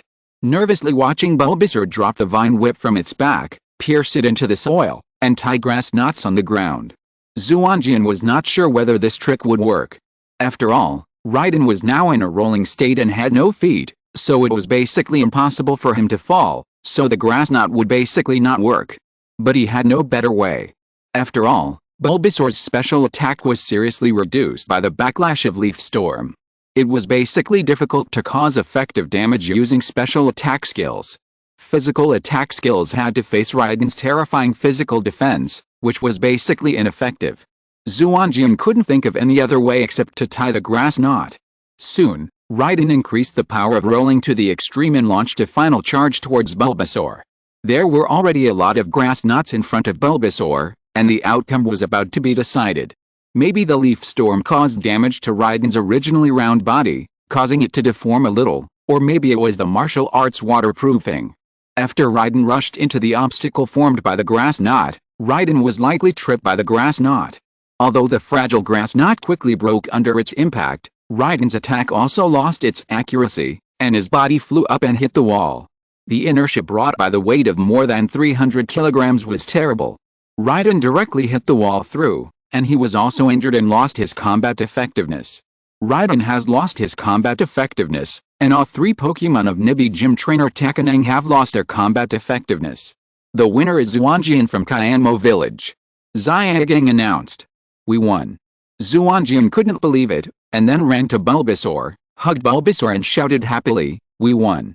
Takanang walked to Xuanjian and handed him a grey badge and 2 skill machines. "This is the Nibi Gym's Or Badge and Challenge reward. Congratulations." "Thank you." Xuanjian took the badge and prize and said solemnly. Although it is not clear whether the opponent let the game go in the end, from the fact that the opponent only took out a fossil helmet in the second round, Xuanjian knew that the opponent had shown mercy. Chapter 185 Traveled together. After the gym match, Xuanjian did not leave Nibi City immediately, but went to the stone market in Nibi City and bought some precious elf fossils. Although he was not interested in those ancient Pokémon, Xuanjian knew that the fossil resurrection technology would be successfully developed in the near future. At that time, the price of fossils would definitely rise sharply. He would definitely be able to make a fortune if he stocked up a batch now. However, although the true value of fossils has not been discovered yet, fossils have a certain value after all, so the streets are full of fakes. Xuanjian finally only got a real fossil, and there was no trace of the imagined fossil pterosaur. However, Xuanjian was not too depressed. After all, fossils are not cabbages, and they are everywhere. After leaving the stone market, Xuanjian set out on the road to Hulan City. When passing through a very famous mountain in Kanto, Moonview Mountain, Xuanjian unexpectedly encountered some minor troubles. Moonview Mountain, Kanto's famous moonstone production area, is said to have a large piece of moonstone formed by a giant meteorite on this mountain, which is a very precious treasure. This legend has not been confirmed, but it is true that this mountain is rich in moonstone. Xuanjian was not very interested in the moonstone, nor did he plan to explore the mountain, but things did not always go as one wished. Xuanjian was stopped on the road. "Hello, I am researcher Li K. Are you Mr. Xuanjian?" The person who blocked Xuanjian's way was a young man in a white coat with glasses, who looked a little dull. No, you've got the wrong person. Xuanjian looked at the other person and felt that if he told the truth, he would be in trouble. He lied decisively and turned around to leave. You must be. Seeing Xuanjian was about to leave, the other person pounced and hugged Xuanjian's thigh. I've seen your photo, and the information I bought said that you were carrying a black fox Pokémon. Haha, you're wrong. Xuanjian gestured to Zoroya, who was lying on his shoulder, to hide, while trying to break free, but he didn't expect that the other person was holding him tightly and couldn't break free at all. I'm not mistaken, it's you, Xuanjian, the youngest researcher in Kanto. You took away my promotion quota last year. I won't admit my mistake. After hearing what the other party said, Xuanjian frowned. There's a fixed number of promotion quotas every year. If he emerges as a rising star, then someone will definitely lose his quota. But in this case, he is not wrong. This guy came to the door to make trouble. Yes, I am Xuanjian, what do you want to do?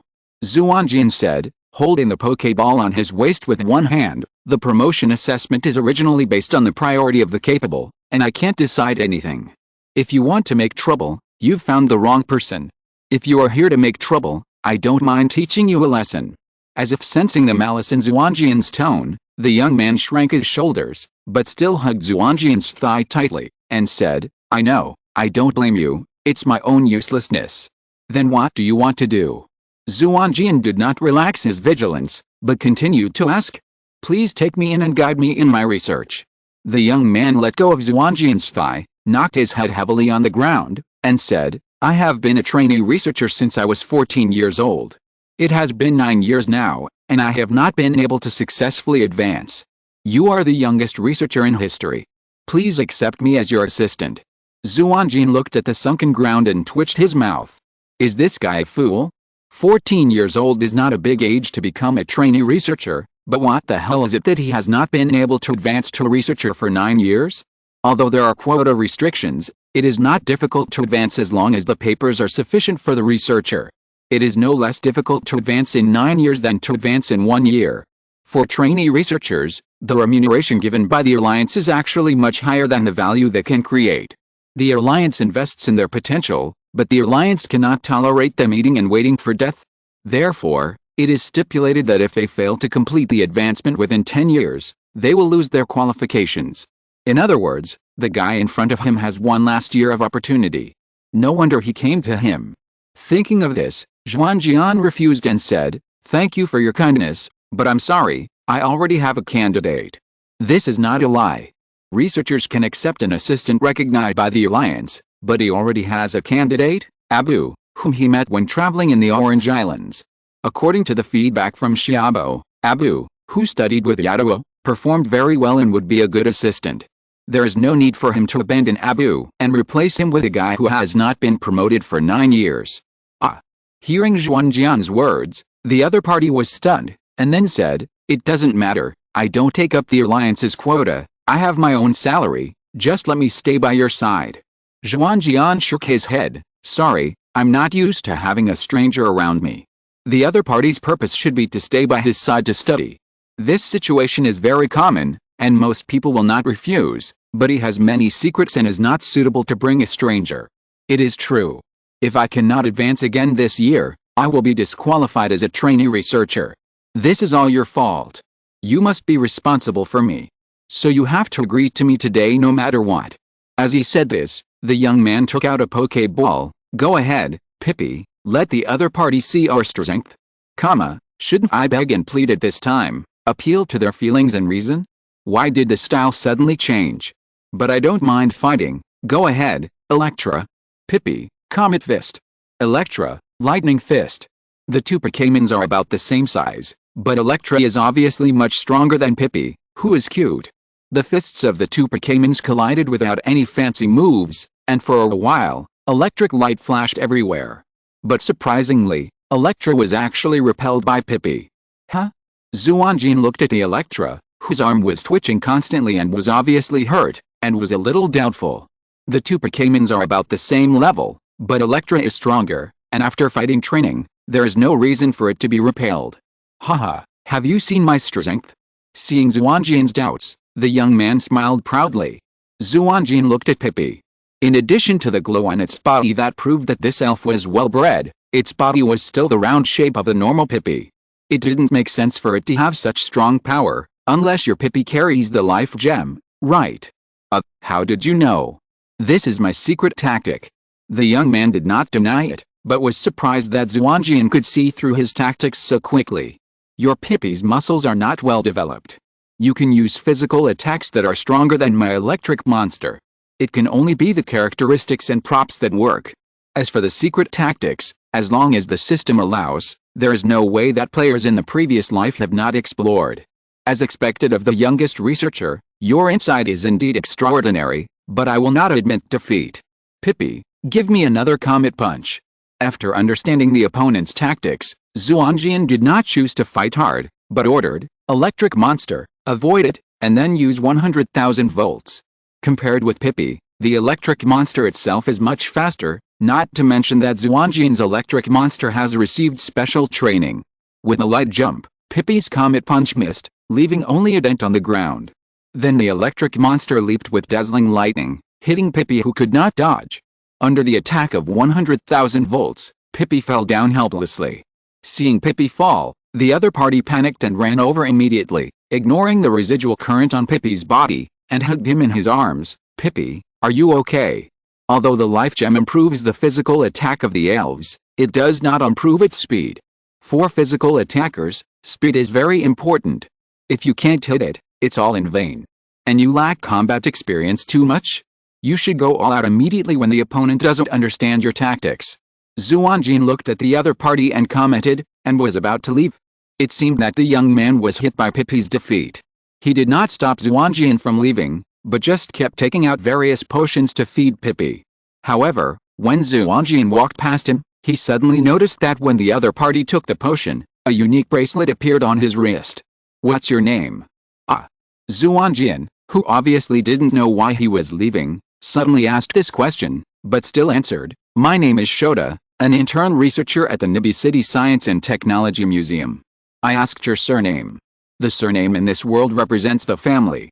Most people separate it from the name and don't often mention it. Silver. As expected, Xuanjian nodded secretly. He was right. The bracelet on the other party's hand was a bracelet that only the members of the world-famous Silver family could have. It was a symbol of their identity. "Are you really from the Silver family? You don't have the same name, do you?" Xuanjian asked with some doubt. As we all know, the Silver Company named after the Silver family has developed products that have a huge impact on the world, such as Pokeballs and skill-learning machines. If you are really from the Silver family, it doesn't make sense to be so miserable. Hearing Xuanjian's words, Shota immediately jumped up and said in a terrifying manner, "You can doubt my ability, but you can't doubt my identity. I am from the Silver family. Although it is only a branch family, this is unquestionable. I work at the Nibi City Science and Technology Museum, where I can prove my identity." Xuanjian nodded. It turned out to be a branch family. No wonder they can run around everywhere. Otherwise, with the Silver family's single-line inheritance from generation to generation, how could they let a son live outside? However, even if it is a branch family, it is not scientific to be so miserable. What is the topic you are researching? With a distinguished family background and an intern researcher affiliated with the Science and Technology Museum, it is easy for him to have enough papers. The origin of Pokémon. No wonder he can't have enough papers. The origin of Pokémon is still controversial. It is a notoriously unsolvable topic. To study this topic and publish a paper, you must have accumulated decades of experience. Only you rich people dare to study this topic right away. However, this person's ability is not as low as I thought before. I think Pokémon are alien visitors, and Xuanjian Mountain is a famous meteorite relic, so I have been looking for evidence here, but apart from meeting Pippi, I haven't gained much. The people in my family gradually look down on me. What should I do? As he said this, Shota lowered his head in frustration. Pippi, who had woken up, patted Shota's shoulder gently to comfort him. "Well, this topic is difficult to achieve results," Xuanjian comforted, "and researching only in Xuanjian Mountain is too narrow. Why not travel with me? Maybe you can find more evidence." Shota looked at Xuanjian in surprise, not knowing why the other party changed his mind. "Okay. Of course, Xuanjian nodded, but I'm a little short of money, so I can't help you pay for the travel expenses. It doesn't matter. Shota waved his hand, and suddenly a strong aura of local tolerance came to his face. I am a member of the Silver family. I can lack anything but money. I will pay for the travel expenses, and just tell me if you need any props. I've been waiting for you to say this. Really, why didn't you say this earlier? It made me waste most of the day. It seems that the legend about the Silver family being small in number, so every member of the family can obtain a lot of resources is true. But for a family like that, even a little bit of it can be seen through the fingers. It is enough for ordinary people to eat for a long time.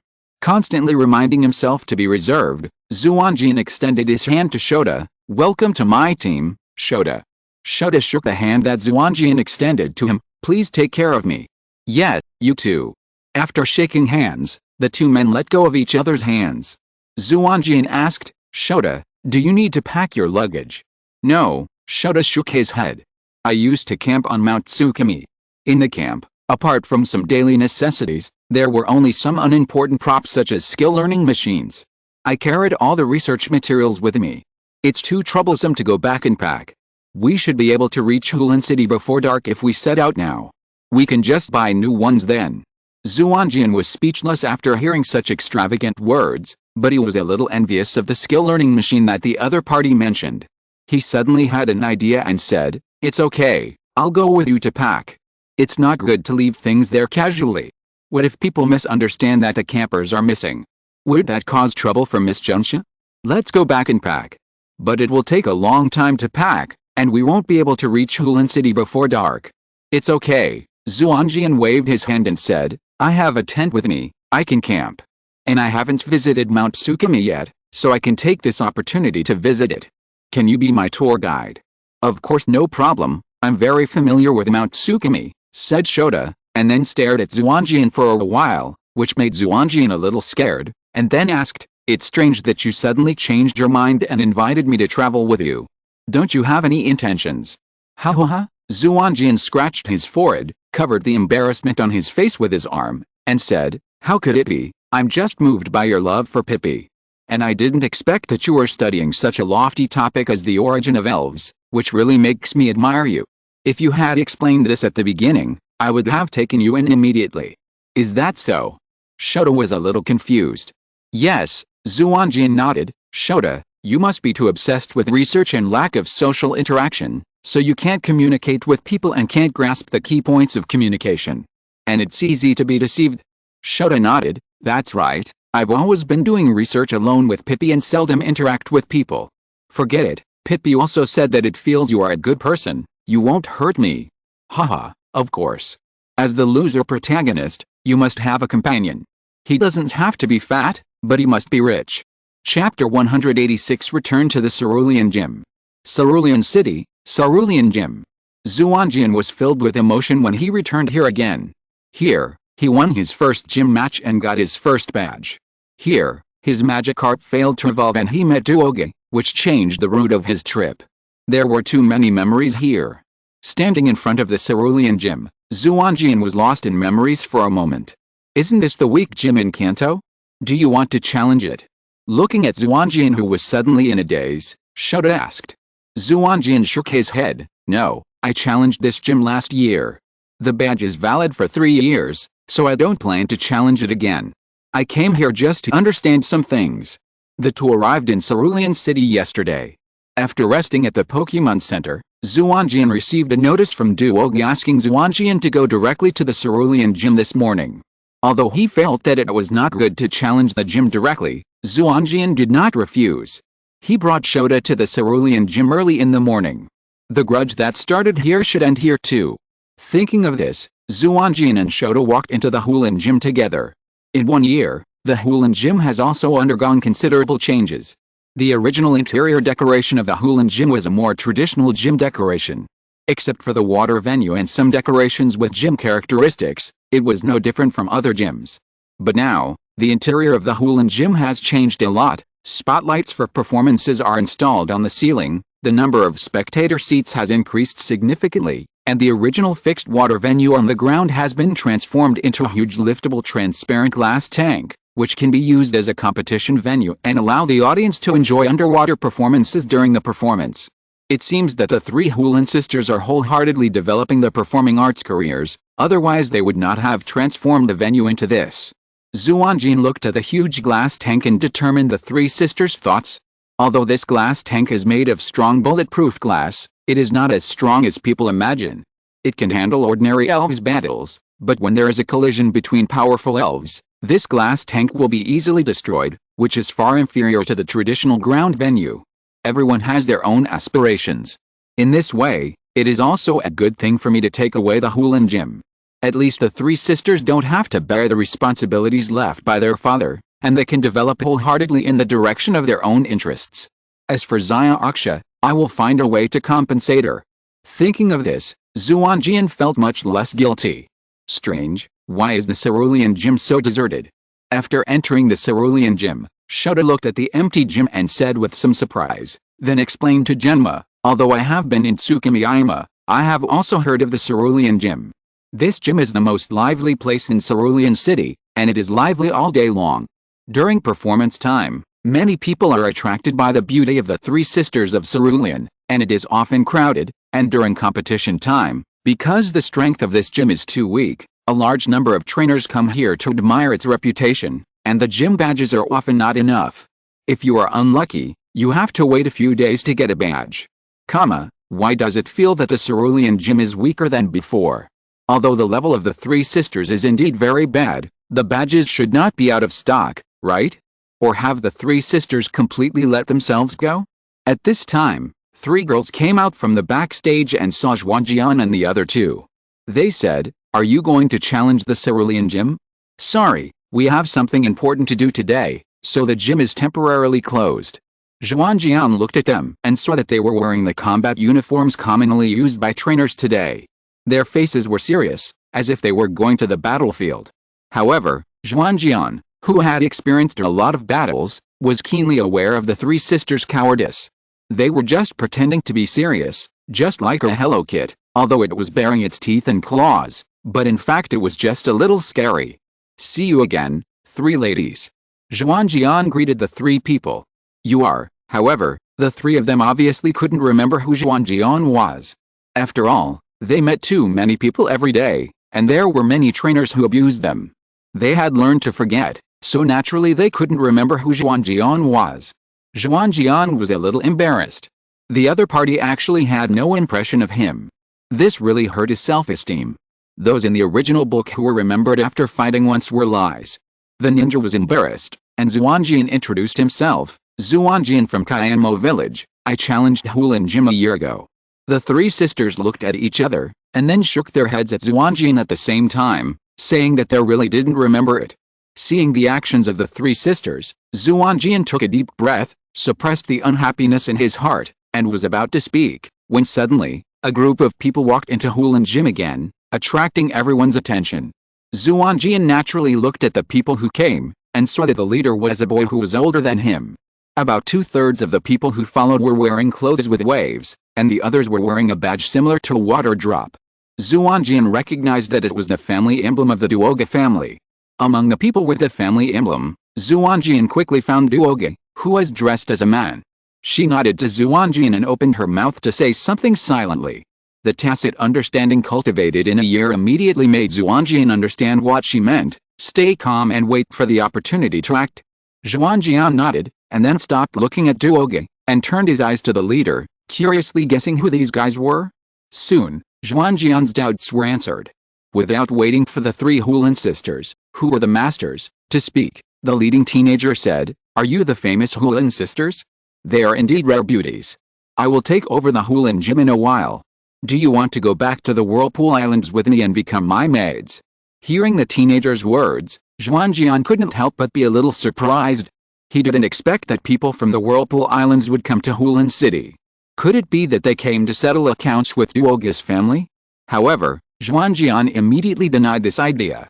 Although Duoga's family was in decline and had no power to resist the Whirlpool Islands, they were, after all, a family under the rule of the Kanto Alliance and were protected by the Kanto Alliance.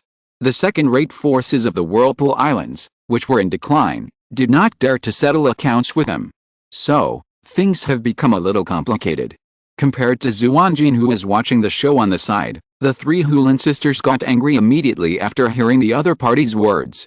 Although the Hulin gym was known as a weak gym, the three sisters were still a legal gym recognized by the Alliance. In addition, with their beauty and acting skills, they were upper-class figures in Hulin City. The other party actually wanted the three sisters to be his maids, which was really insulting. However, the three sisters finally suppressed their anger. The eldest sister Sakura stepped forward and said, "Mr. Uzumaki, you have come to the wrong place. This is the cerulean gym, not the maid club. Although our three sisters are weak, our father's pride cannot be tarnished. Please don't say that again." The young man called Uzumaki smiled and said, "I'm also worried that you will lose the game and the cerulean gym, and have no place to stay. Wouldn't it be too unfair for three such delicate beauties to sleep on the streets?" Even with Sakura's good temper, she couldn't help but turn cold at the other party's obviously teasing words, and said sarcastically, "Thank you, Mr. Uzumaki, for your kindness. But it's not certain who will win or lose. Although the cerulean gym is the weakest gym in Kanto, it is after all Kanto where the strongest alliance is located, and the trainers are much stronger than those elsewhere. Although Mr. Uzumaki comes from the Whirlpool Islands, which is known as the paradise for water trainers, he has never even won the Whirlpool Islands tournament. He may not be able to defeat us." The Vortex man's expression remained unchanged, and he said, "During this trip to Kanto, I received strong support from my elders, and my strength has greatly improved. I will not let the three young ladies down. I don't know if May is a good time to resign. Several colleagues resigned, and the work was transferred to me. I am so tired every day that I want to resign. However, after the holiday, new colleagues will come to share the work, which will be easier, and I should be able to resume updating. I am very sorry for not updating for so many days, but I will not give up." Chapter 187 Reason. Hearing the words of the Whirlpool people, the three sisters looked even uglier, and they stopped talking and began to prepare for the game. Duoga also took advantage of the fact that everyone's attention was diverted to the game and led Xuanjian to a hidden corner. "Are you okay? What happened?" Xuanjian asked immediately when he saw that there was no one around. "I'm fine, just some accidents happened." Then, Duoga began to talk about his experience after they separated. A few days after Duoga returned home, people from the Whirlpool Islands came to visit. It turned out that the Caesar family's attempt to kidnap the saint had attracted their attention, and a series of events that happened in Unova later made them discover the existence of the Duoga family. However, in today's era, the Whirlpool Islands can no longer act recklessly. Although the existence of Duoga's family obviously violated the long-standing regulations of the Whirlpool Islands, they were unable to pursue it. Therefore, after some consideration, the Whirlpool Islands sent people to contact the Duoga family and wanted them to return to the Whirlpool Islands. The people of the Duoga family were not moved by the proposal of the Whirlpool Islands. The roots of the Duoga family are in Cerulean City. Although it is just a somewhat declining family in the Kanto Alliance, it has absolute autonomy. Once it returns to the Whirlpool Islands, it may enter the core, but its freedom will be greatly restricted. And in terms of development prospects, staying in the world's most powerful Kanto Alliance is undoubtedly much better than going to the third-rate Whirlpool Islands. Just when the family members were about to reject the proposal of the Whirlpool Islands, the people of the Whirlpool Islands heard about the feud between the Duoga family and the Cerulean Gym from somewhere and proposed a deal to them. The power of the Whirlpool Islands has always been mainly in the Orange Alliance, but the Orange Alliance is vast and sparsely populated, with a small permanent population, and it is not an ideal place to develop power. Therefore, they have long wanted to expand their power to Kanto, but they have not found the opportunity. This time, they propose to exchange a large number of resources that the family is in short supply for the qualification to obtain the Cerulean Gym once, so that they can have the chance to seize the Cerulean Gym on behalf of the family. If they succeed, then the Cerulean Gym will be managed by them instead of the family. If they lose, then the family can still seize the Cerulean Gym in the future. What a good plan. This deal seems to be very cost-effective on the surface. The multi-track family has obtained a large amount of resources, while the Whirlpool Islands have only obtained the qualification to challenge once. But in fact, the talents of the Whirlpool Islands have taken a big advantage. Not to mention that they have obtained the opportunity to expand their power to Kanto that they have always dreamed of, and it is not difficult to defeat the three Cerulean sisters with their strength.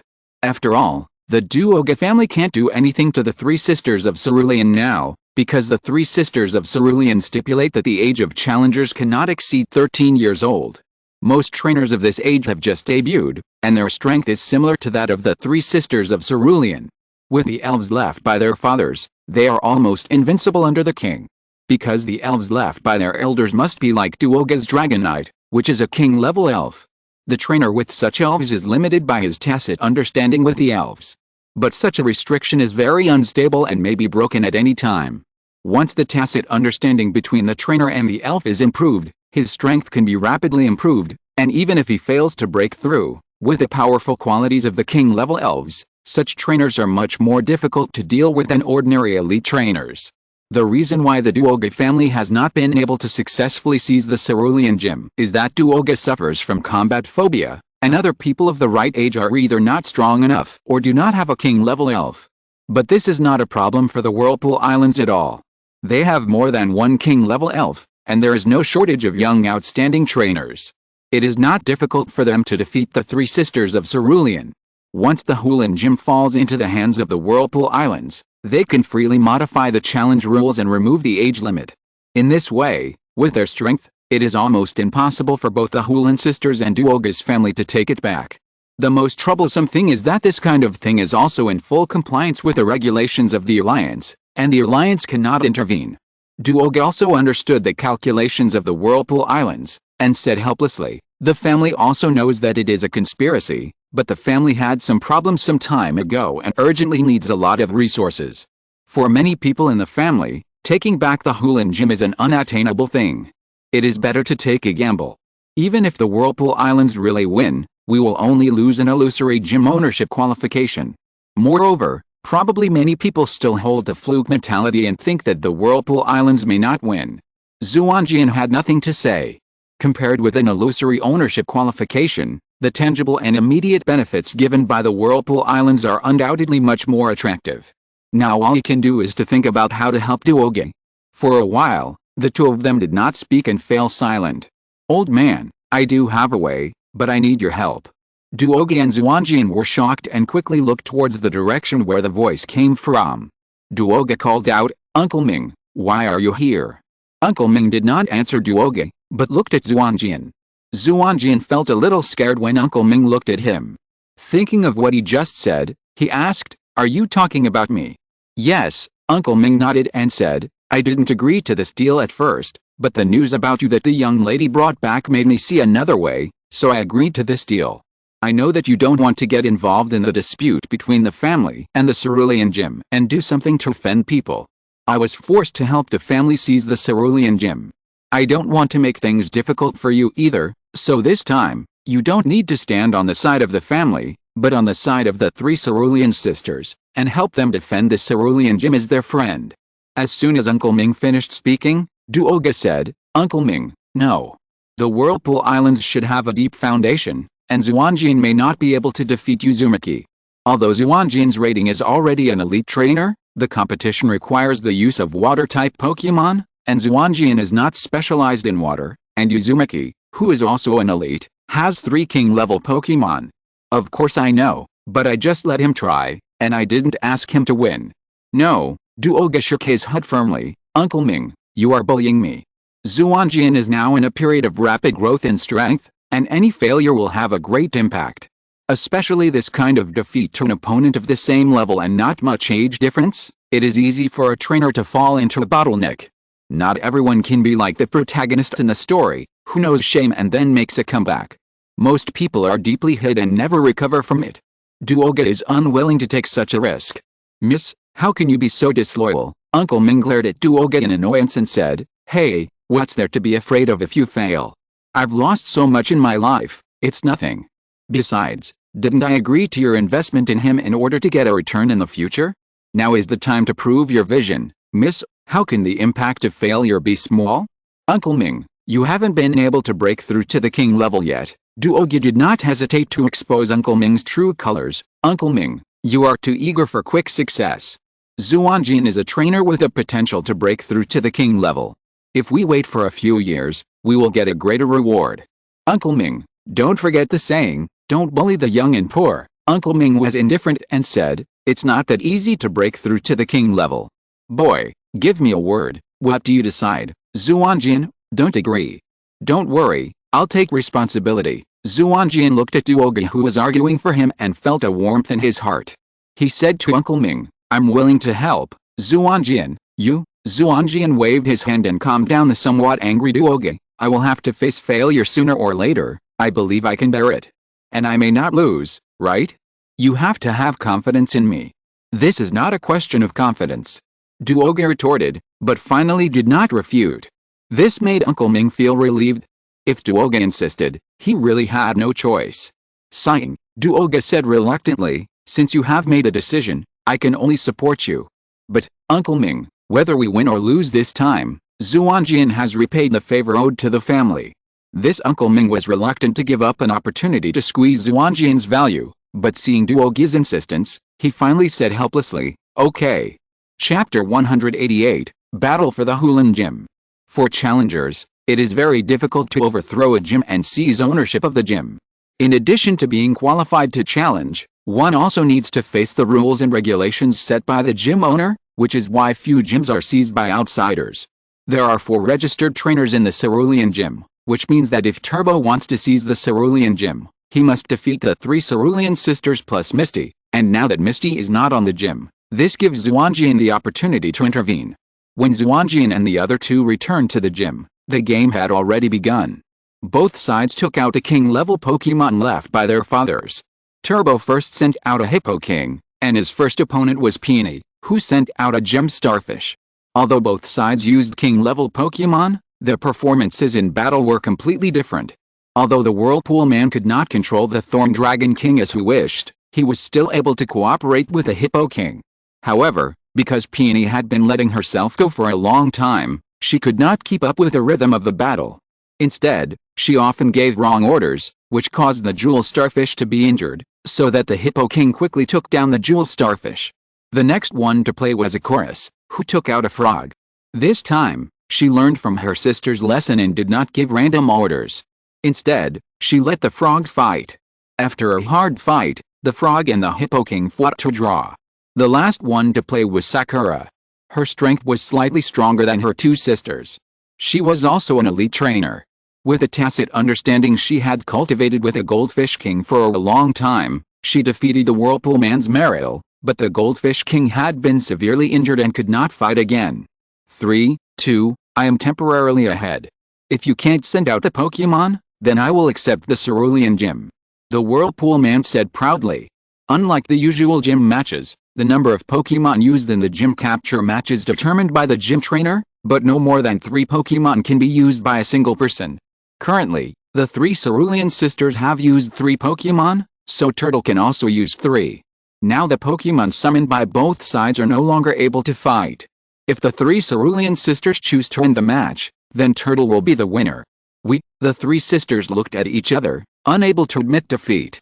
Although there are 4 registered trainers, in the absence of the youngest sister, Misty, someone else can replace the sister, but their father only left 3 king-level Pokémon for the 4 sisters, and now they have all been defeated by the opponent.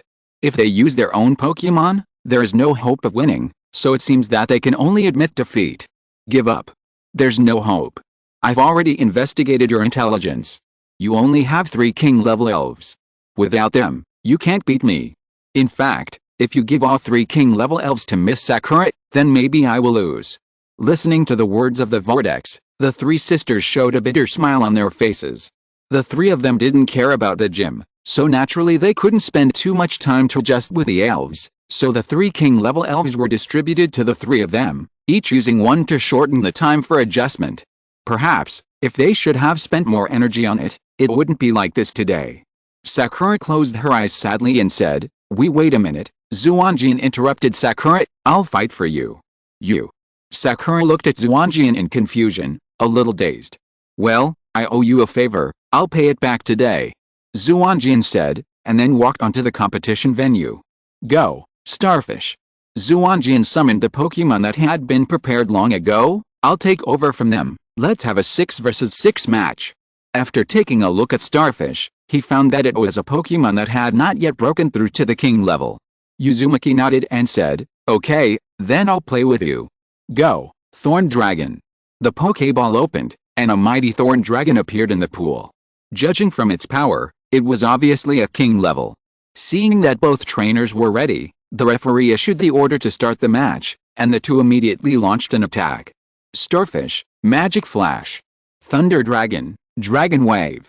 Starfish's gem shone with a mysterious light, and it shot Thorn Dragon first, and Thorn Dragon was not slow, and immediately launched Dragon Wave and hit Starfish. The two did not try anything, and they started to fight seriously from the beginning. Thorn Dragon's level and race value were higher than Starfish, but unfortunately the distribution was too even, and its trainer did not learn how to use the average attribute. Therefore, Starfish took a lot of damage from the beginning with the fairy-type skills. Well done, Gem Starfish. Another Magic Flash. Seeing that the attack was successful, Xuanjian immediately took advantage of the victory and pursued. Although there was no restraint between the attributes of the two sides, Gem Starfish had the upper hand from the beginning with its larger skill attack area. Spiny Dragon King, Bubble. Facing the Magic Flash, the Spiny Dragon King did not resist it, but used the water skill Bubble. A stream of foam was sprayed out by it, meeting the light gathered by the Magic Flash. The transparent foam immediately refracted the light, effectively blocking the attack while also counterattacking the Gem Starfish with foam. While the Gem Starfish was dodging, the Vortex Man gave the order to the Spiny Dragon King, Surf. As a legendary Pokémon that can easily stir up a whirlpool, the surfing used by the Spiny Dragon King is very powerful. The huge waves not only lifted it into the air, but also because of the limited amount of water in the pool, a large amount of water was sucked away by it, and a depression immediately formed where it was, and the water flow spontaneously carried the Gem Starfish to where it was. Gem Starfish, 100,000 volts. Xuanjian ordered loudly, and then the golden electric light was transmitted to the Dragon King with the waves falling from the sky, causing damage to it again.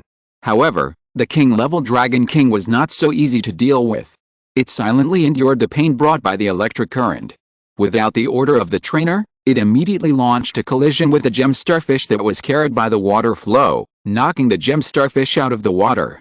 Fortunately, the Sea Dragon did not have a strong physical attack skill, otherwise, with the Gem Starfish's fragile physical defense, this would be enough to make it lose its combat effectiveness. Dragon King, climb the waterfall. Gem Starfish, Water Cannon. A large amount of water flow gathered again, pushing the Dragon King to crash into the Gem Starfish. And the Gem Starfish also relied on the special body structure to quickly regain balance in the air. Before the attack of the Dragon King hit, it successfully hit the Dragon King with the water cannon, and rose into the air with the recoil of the water cannon, pulling away from the Dragon King. You dodged it, so let's see how you dodge it now. The Vortex Man looked at the Gem Starfish rising into the air, and ordered the Thorn Dragon King, billion-ton impact. Seeing the opponent's action, Xuanjian showed a smile at the corner of his mouth. You seem to have forgotten that the Gem Starfish also has a superpower attribute. Hearing Xuanjian's words, the Vortex Man showed a trace of panic on his face, but at this time the Thorn Dragon King had already launched an attack and could not be ordered to stop. The Vortex Man could only grit his teeth and watch the Thorn Dragon King launch an attack. The Thorn Dragon King used all his strength to rush towards the falling Gem Starfish in the air, but 1 second before it hit the body of the Gem Starfish, the body of the Gem Starfish blurred for a while, and then disappeared from his sight, and the Thorn Dragon King's attack missed. This is exactly the superpower skill of instant movement. With a tacit understanding between the Gem Starfish and Xuanjian, this skill no longer needs to be issued through language. Well done, Gem Starfish. Xuanjian praised the Gem Starfish, who appeared on the floating board unscathed. Then, now, let's have another Magic Flash. The beautiful light shone again, covering the stiff body of the Thorn Dragon King, causing considerable damage to it, but after all, it was a king-level elf, and the Thorn Dragon King did not lose its combat effectiveness immediately, but stood up. One more time. Xuanjian looked at the Thorn Dragon King who had recovered from the stiffness, and hurriedly gave another order. The Vortex people did not dare to neglect it. Thorn Dragon King, reverse scale. After being hurt one after another, the Thorn Dragon King was almost at his limit. The Thorn Dragon King roared, his eyes immediately turned red, and then rushed towards the Gem Starfish frantically, and did not react even when he was hit by the Gem Starfish's Magic Flash again. The Thorn Dragon King, who was inspired by the reverse scale, broke through the water and hit the gem starfish heavily. The gem starfish was immediately knocked out of the pool and fell to the ground, suffering serious injuries, but the Thorn Dragon King also reached his limit, and after a reluctant whine, he lost his combat effectiveness. The Thorn Dragon King has lost his ability to fight, and the gem starfish wins. Chapter 189, Battle for the Hulan Gem. The Thorn Dragon lost its fighting power, while Starjewel was only seriously injured. Turbo was a little dazed for a while. Seeing this, Xuanjian reminded, Pokémon battles not only depend on the strength of the Pokémon, but also the tacit understanding between the trainer and the Pokémon is very important. Besides, my Starjewel is close to the King level, not much weaker than your Pokémon. Take out your next Pokémon. Turbo came to his senses, took back the Thorn Dragon, and released another King-level Pokémon. Go. Swampert. Although what you said makes sense, I don't believe I will lose. Then let's try it. Starjewel, self-regeneration. Starjewel's stamina is running low, so it's better to replenish it first. Swampert, roar. The strong Swampert immediately roared at Starjewel, and Starjewel's body couldn't help but stiffen. Not only was her recovery skill interrupted, but she was also bounced back into the Pokeball.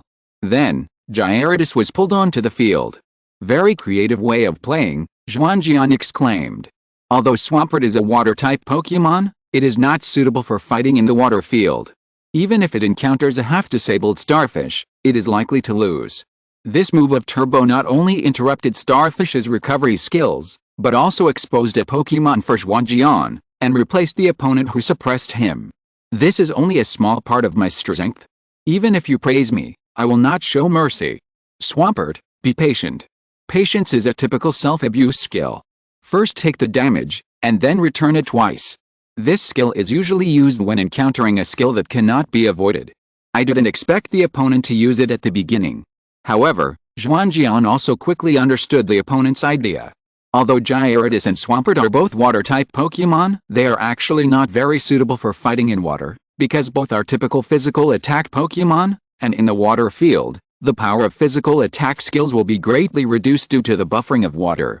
But compared to Gyarados, Swampert is undoubtedly less suitable for fighting in water, because its attribute is water-ground, and its ground-based skills cannot be used in water, which directly makes it half useless. Moreover, compared to Gyarados, Swampert is not only slow, but also not good at swimming, and it will not be able to dodge attacks in the water. In this case, it is better to be prepared to be beaten from the beginning. Insight into the opponent's thoughts, then everything becomes simple. Xuanjian ordered, Gyarados, water tail. In the pool, Gyarados raised its tail, and a large amount of water flow surrounded its tail, gathering into a torrent, whipping towards Swampert like a whip. After long-term training, Gyarados' tail is no longer just used to help it maintain balance, but also an important means for it to attack. Due to its attribute relationship, Swampert did not enjoy the having of the damage of water-based Pokemon to water attribute skills. Water Tail hit it and immediately caused huge damage to it. Swampert showed a painful look on his face, but he still kept his original posture and did not move, protecting his vitals to avoid being hit directly and losing his combat effectiveness. Seeing this scene, Xuanjian could not help but admire it, worthy of being a king-level elf. Next, when he fights back, he will have a headache, but Xuanjian does not intend to stop eating because of choking, but continues to order, Gyarados, use Water Tail again. Swampert was hurt again, and then a mysterious light shone on its body. Then Swampert jumped high and pounced on Gyarados, and smashed down Gyarados' head with a fist flashing with light. Looking at the fierce Swampert falling from the sky, Xuanjian's mouth curled up a smug smile. Gyarados, hold on. A golden light shield rose from the surface of Gyarados' body and greeted the Swampert falling from the sky. The light shield produced a huge dent under Swampert's fist, and it seemed to be about to break at any time, but in the end it stubbornly blocked Swampert's fist. Damn it! Twirlman was a little angry when he saw Swampert's attack fail. If this attack missed, it meant that Swampert had been hurt in vain. However, Twirlman quickly adjusted himself and ordered, Swampert, use Reckless Attack. Xuanjian shook his head secretly and let Gyarados take the attack head-on. Swampert's level and basic stamina value were higher than Gyarados. Even after being attacked twice, the remaining stamina was only slightly lower than that of Gyarados in good condition. It was not worth using reckless attack, a skill that equalized the stamina of both sides. However, Xuanjian did not intend to remind the other party, but ordered, Gyarados, Water Jet. Hearing Xuanjian's order, Gyarados immediately jumped out of the water, wrapped his body with water, and crashed into Swampert. Swampert did not dare to neglect it, and quickly waved his fist and launched a fighting skill Arm Hammer to fight back. Under its powerful arm strength, the water flow around Gyarados was dispersed, but Gyarados' huge body still hit Swampert by inertia, pushing it hard against the pool wall. The three Hulan sisters saw Swampert being hit against a pool wall by Gyarados, and they immediately exclaimed. As they exclaimed, Xuanjian saw huge cracks appearing on the glass pool wall. The pool was damaged by the impact of the Pokémon fighting. Fortunately, the glass pool built by the three sisters was of relatively reliable quality. Although huge cracks appeared, it did not collapse, but only leaked slightly. After taking a look, Xuanjian turned his attention back to the competition, and the referee made a timely judgment. Swampert has lost his combat effectiveness, and Gyarados wins. Xuanjian breathed a sigh of relief and looked at Gyarados, who was shaking his head. The arm hammer just now broke the protective layer formed by the water flow, causing considerable damage to it. The subsequent collision also caused it to suffer some counter-injury, and it was already exhausted at this time. This also reflects the gap between Gyarados and Swampert. If Swampert could only exert about half of its strength in the water, Gyarados would not be its opponent at all. Overtaken. Overtaken. Seeing Xuanjian win, the three Hulan sisters were the happiest. After all, Xuanjian's performance was directly related to their interests. And Duog also loosened his tightly clenched fist. Although she was very confident in Xuanjian, she was still very nervous facing such a powerful opponent. Very powerful, this kid has made great progress in the past year. It seems that he will surpass me soon. This is the evaluation from Uncle Ming. On the other side, the Vortex man took back the giant Swampert that had lost its combat power, but he was not in a hurry to take out the elf. He took a deep breath and said to Xuanjian, "You are right. The elf that is not your own can never be controlled at will. Next, I will take out my trump card. This is my initial elf. You will be the first enemy it encounters after breaking through the king level. Let's see if your remaining three elves can stop it." As he said, the Vortex man took out an elf ball and threw it into the field. Go. Electric Monster. If you're listening to this novel on a channel other than Fanfic World, it means they downloaded and uploaded it without effort. We cordially invite you to visit our channel, Mundo Fanfic Novelist. There you'll find the original version of this story, and you can explore many other novels of various genres. We're waiting for you to immerse yourself in a world of incredible novels. Chapter 190 Mistake. Electrician. Xuanjian looked at the elves that Turbulent had just summoned, and his face changed a little. Compared with half-baked water elves like Swampert, Electrician can be said to be the nemesis of water elves. In front of its electrical properties, the advantages of the water field cannot be fully utilized, but the disadvantages of conductivity are fully utilized. If it is an electrician with the characteristics of electricity storage, it is better, but the one with the characteristics of water storage is a complete nemesis of water. If it is not for its per race value, Electrician must be the king of water elves. And from what Turbulent said just now, this elf that has just broken through the king is its initial elf, so when it cooperates with Turbulent, its strength will not only not be dragged down, but also improved to a higher level. Damn, is it that Cerulean City and I are incompatible? I encountered Lanternfish a year ago, and I actually encountered its evolved Electrician a year later, and both times the attributes of the other party were extremely favorable. Xuanjian muttered, and he still remembered the Lanternfish that was defeated by Uncle Ming a year ago. Electric Monster, charge up. Although it had an absolute advantage in attributes, the Whirlpool Man did not attack immediately, and ordered the Electric Monster to upgrade himself. We can't let it strengthen too much. Gyarados, destroy the Death Ray. Gyarados was restrained by 4 times the electric attribute skills. In its current state, a move of 100,000 volts would make it lose its combat effectiveness. This is why the Whirlpool Man would swagger and upgrade himself. In order to prevent the opponent from getting too many opportunities to strengthen itself, Xuanjian directly ordered Gyarados to launch the general-type ultimate move Destroy the Death Ray, which has great side effects. Gyarados opened his mouth wide, and a thick golden light erupted from his mouth. Faced with such a powerful move, the electric monster did not dare to resist it, and sank directly into the water, using the water to weaken the power of the Destroy the Death Ray. The power of the Destruction Death Ray was huge. When it fell into the water, a large amount of water was quickly evaporated under the golden light. The water in the pool was rapidly decreasing at a speed visible to the naked eye, and soon exposed the electric monster hiding in it. However, the power of the Destruction Death Ray was almost consumed at this time, and only caused a little insignificant damage to the electric monster. Looking at this scene, Uncle Ming shook his head and said, Xuanjian was a little impatient. It seems that the battle with the lanternfish had a great impact on him. Ah. Why? Duoji and Shoto didn't understand. The water in the pool was almost completely evaporated, and the electric monster, who was not good at moving on the ground, was restricted in its movements. No matter how you look at it, Xuanjian has the advantage. Uncle Ming didn't say anything, but motioned the two to continue watching the game. In the field, Gyarados, who had used the Destruction Death Ray, fell into a state of stiffness, and the electric monster launched a counterattack. Electric monster, strange light. Not good. Xuanjian immediately realized his mistake, but it was too late. Gyarados is prone to confusion, and the strange light is almost a sure thing for it. Once Gyarados falls into confusion, the opponent does not need to rush to defeat it, and can continue to strengthen itself calmly. The stiff Gyarados is completely unable to make any movements, and can only watch himself being hit by the strange light. Then, his eyes immediately became erratic, and it was obvious that he had fallen into confusion, and the electric monster took this opportunity to continue to use the power to strengthen himself. Gyarados is originally extremely irritable, and the more powerful the Gyarados is, the more so. Under normal circumstances, Gyarados can suppress his emotions and control the impulse of destruction by reason, but after falling into confusion, Gyarados completely released his nature of liking destruction. He kept waving his steel-like tail, hitting the wall of the pool fiercely, and from time to time, he sprayed powerful destructive death light in different directions from his mouth, causing great damage to the gym.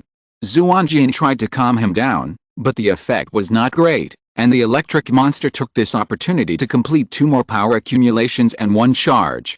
We can't go on like this. Since we can't stop Gyarados' impulse to destroy, let it vent. Xuanjian watched the electric monster use Plasma Bath again, and finally made up his mind. Gyarados, use Earthquake. After seeing Sakuki's Earthquake, Xuanjian was greatly inspired. Recently, he let Gyarados practice a lot of Earthquake skills. After a lot of practice, the Earthquake skill has almost become Gyarados' instinct. After a period of venting, the effect of the strange light has greatly subsided, and Gyarados has also become a little more sober. After hearing Xuanjian's order, he immediately raised his tail high and hit the bottom of the pool heavily. Because it was still in chaos, Gyarados used too much power, so that the tail was fractured under the strong impact. This is also a problem that Pokémon in a chaotic state often encounter. Unable to control the power well, often causing counter-injury. Earthquake is a range skill. There is no need to aim specifically. The violent vibration spreads along the bottom of the pool.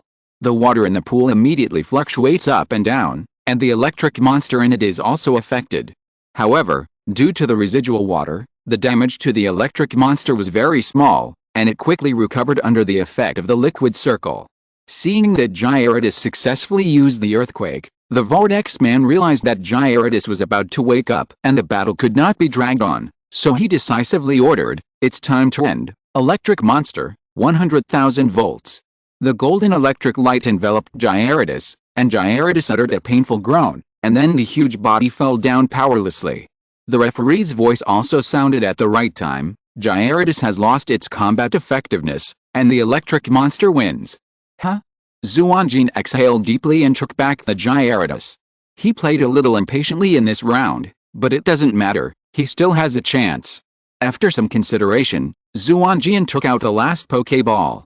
Compared with the standard Pokéball of the Alliance that Xuanjian often used, this Pokéball looked different and looked more advanced. Go, Dragonite, please. Xuanjian threw out the Pokéball and summoned Dragonite. That's right, Xuanjian summoned Dragonite. Although Xuanjian had many Pokémons, only Gyarados and Gemstar had water attributes, so before the game, Duogi lent Changlong to Xuanjian. Off stage, Uncle Ming asked, "You lent Changlong to him?" Yes, Duogi nodded. Xuanjian only had 2 water Pokémons, so I lent Chenglong to him. Uncle Ming nodded, without commenting on Duoga's behavior, and said, although Chenglong has recovered to the level of the Heavenly King after a year of training, it is the Pokémon left to you by the clan leader after all. Can this kid control it? Even if he can control it, how much of Chenglong's strength can this kid exert? Duoga didn't say anything.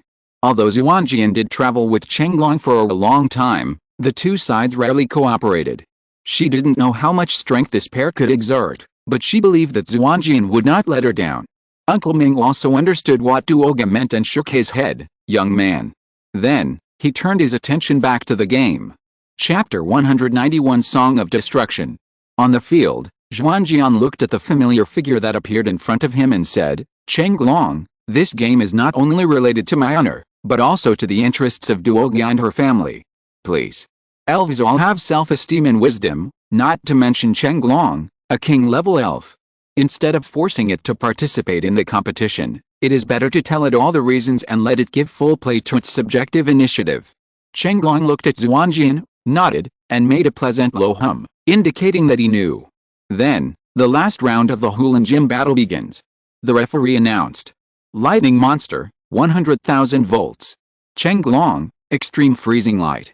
The golden electric light and the white cold light collided with each other, causing a violent explosion, and finally cancel each other out, but it was obvious that the power of the extreme freezing light was slightly higher.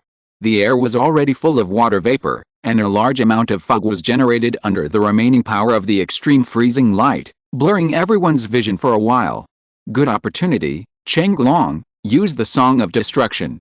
Chenglong is very strong, but he is not proficient in cooperation with Xuanjian, and it is difficult to beat an opponent with better cooperation. In this case, the fewer moves used, the better, so Xuanjian directly chose to let Longlong use the skill of Song of Destruction. In this way, Longlong only needed to ensure that he would not be hit within 3 rounds, and he did not need to consider too much about cooperation with Xuanjian.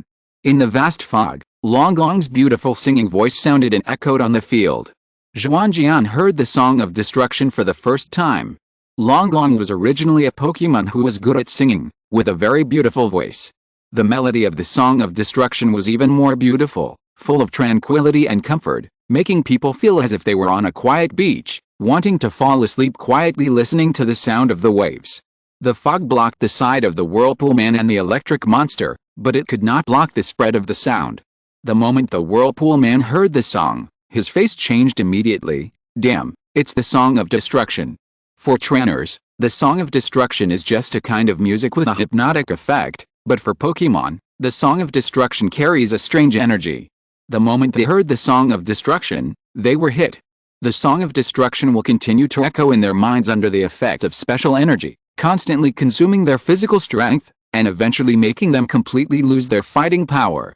We must defeat all enemies before the Song of Destruction takes full effect. Electric Monster, use ejection. The Electric Monster, who was originally immersed in the Song of the Dragon, immediately perked up after hearing the order, opened his mouth, and ejected a thick golden electric current at the dragon. Ejection is a very powerful skill. It can emit all the energy accumulated by the elf, causing huge damage. The power of this skill depends on how much the elf's ability has been improved. The Electric Monster has used the power 3 times before, which has been improved to the peak, not to mention that due to the Plasma Bath, this skill has been transformed into an electric skill. The power of ejection is so strong that the Electric Monster does not need to aim specifically, because the electric light uses the extremely humid air to instantly cover the entire field. Seeing this situation, Uncle Ming sighed and said, Dragon has definitely lost its combat effectiveness. This is terrible. The power of the Electric Monster's attack is even stronger than the Z move. In addition, the double damage of the electric type to the water type is enough to defeat Dragon. How could this happen? Dragon is a king-level Pokémon, how could it not withstand a single attack? As someone who has controlled Dragon, she has a deep understanding of Dragon's powerful multi-tracks. She really can't believe that Dragon will lose its combat effectiveness under the attack of the Electric Monster. It's normal. Uncle Ming looked at the electric light that was still continuing in the field and explained, the battle between Pokémon is not only a competition between the strength of Pokémon, but also a contest between trainers. Just now, Xuanjian used Starfish and Gyarados. Even though the Pokemon's strength is not as good as the opponent's, Xuanjian successfully defeated the opponent's 3 Pokemon with clever tactics and exquisite cooperation with the Pokemon until this electric monster came on the field. After a pause, Uncle Ming continued, because Xuanjian attached too much importance to the restraint of the electric monster on Gyarados, he fought a little impatiently, so that his opponent accumulated too much advantage in the battle against Gyarados. One wrong step, all wrong steps. Although Xuanjian decisively chose to let Longian use the Song of Destruction to remedy the situation, the opponent was not simple either. He chose to release all his advantages at once. Even Longian, who is at the king level, could not withstand such an attack. At this time, the electric current emitted by the electric monster slowly weakened, and everyone quickly turned their attention back to the field, hoping to see a miracle happen, but this time God was not on their side. What appeared in everyone's sight was Longian, who had lost his combat effectiveness. Don't be too nervous, Xuanjian will definitely win. After all, the Song of Destruction has taken effect. Although Longian has lost his combat effectiveness, doesn't Xuanjian still have a gem starfish in his hand? Duoga comforted. Uncle Ming shook his head, it's a bit risky. Although the ability value of the electric monster has returned to normal after using the spray, it is still a king-level elf after all, and the gem star has suffered considerable damage. It can be said that the winner of this game is who can hold on a little longer. So if the gem star can't hold on, then your plan will be shattered? That would be a case of losing the rice while trying to steal the chicken. A voice sounded, and everyone turned around and found that it was Xiaoxia, the youngest sister of the Hulan sisters. She came to the gym without knowing when. Xiaoxia, you're back. When Sakura saw her sister, she immediately rushed over and hugged her sister tightly in her arms. It seemed like an intimate act between sisters, but in fact, she covered her sister's mouth with a broad mind. As Duoga's old rival, Sakura recognized that it was the elf belonging to Duoga when Longcheng appeared, and then recognized Duoga and Uncle Ming in the crowd. Then all of Duoga's calculations became obvious. However, as an adult, although Sakura's strength is poor, her brain is not bad. She quickly recognized the reality and pretended to know nothing. After all, her strength is not as good as others, and it is not good for anyone to expose the other party's calculations. Unexpectedly, everything was exposed by Xiaoxia, who came back from outside. Children are ignorant and talk nonsense. Sakura said to Duoga and Uncle Ming with a smile while stuffing her sister into her chest. It's nothing, Duoga shook his head, since I dare to do it, I'm not afraid of what people say. In fact, as long as Xuanjian wins, you sisters will not lose anything. Of course, if you don't expose it, you will owe Xuanjian a favor. Xiaoxia raised her head from the 2 peaks with great effort and said, how come there is no loss? We rely on outsiders to defend the gym, and the reputation of our Hulan gym has been damaged. Puchy, Duoga sneered, does the Hulan gym have such a thing as reputation? You. Xiaoxia's face turned red, and she couldn't refute Duoga's words for a while, so she said, that's better than someone like you who has failed countless times and still keeps coming to challenge with a thick face. Xiaoxia's words accurately hit Duoga's sore spot, and Duoga could no longer maintain his demeanor. So what if I failed? The Hulan gym was originally built by my father's hard work, but your father tried some means to deceive it. Xiaoxia was not to be outdone and retorted, nonsense. Your father voluntarily handed it over to my father. My father was deceived by your father, and the facts prove that he trusted the wrong person. It was your father who harmed my father, and you are still so shameless. Okay, Uncle Ming stopped the 2 girls and stopped them from arguing. There's no point in arguing about this kind of thing. The game is about to start, so let's watch the game first. Chapter 192 Pokemon Academy. Another morning, Xuanjian and his group were about to leave Hulan City and continue their journey. Miss, don't worry about your journey. Now that the family has obtained resources, it has resumed normal operation. You should also enjoy the life of a young person. This was Uncle Ming saying goodbye to Duoga. After explaining the family's affairs, Duoga decided to continue traveling with Xuanjian. Thank you for your hard work, Uncle Ming. No way. Compared with the warmth and affection here, the atmosphere on the other side was a bit weird. Let me tell you, although you helped us defend Hulan Gym, I will not thank you. Because you planned it first, you and that woman are in the same group. Xiaoxia said angrily to Xuanjian, and her 3 sisters looked at Xuanjian with an apologetic look. Xuanjian didn't care. Xuanjian was originally this kind of person with a clear distinction between love and hate. She didn't make people feel disgusted. Instead, she admired her frankness and sincerity. Moreover, Xuanjian was very appreciative of her courage to take the responsibility of the heir of Xuanjian. After thinking about it, although Xuanjian's goal in the original book was to become a master of water-type Pokémon, her motivation was not very strong at the beginning. I might as well give her some extra motivation. I heard that Xuanjian seems to be aiming to become a master of water-type Pokémon and revive the Cerulean Gym, right? That's right. Xuanjian nodded. Then try to defeat me with water-type Pokémon. Huh? Use the water-type Pokémon you cultivated to challenge me. If you win, I will persuade Duoge to give up the fight for the ownership of the Cerulean Gym. I have communicated with Duoge. In fact, Duoge is not very concerned about the Cerulean Gym. He just wants to make trouble for the Cerulean sisters because of some old grudges. If I ask her, it will not be difficult for Duoge to admit that the Cerulean Gym belongs to the three sisters. Challenge you? If you win, you will admit that the Cerulean Gym belongs to us sisters. Xuanjian asked back in disbelief, and her three sisters were also stunned. Of course, Xuanjian nodded, but I'm very powerful, you probably can't beat me. Humph, Xuanjian proudly put her hands on her hips, if it's a full-type duel, I certainly can't beat you, but I'll definitely have no problem with water-type Pokémon. Just wait and see. Okay, I'll wait and see. After saying goodbye, everyone got on the journey again. Where are we going next? Shota asked. Let's go to the Pokémon Academy first.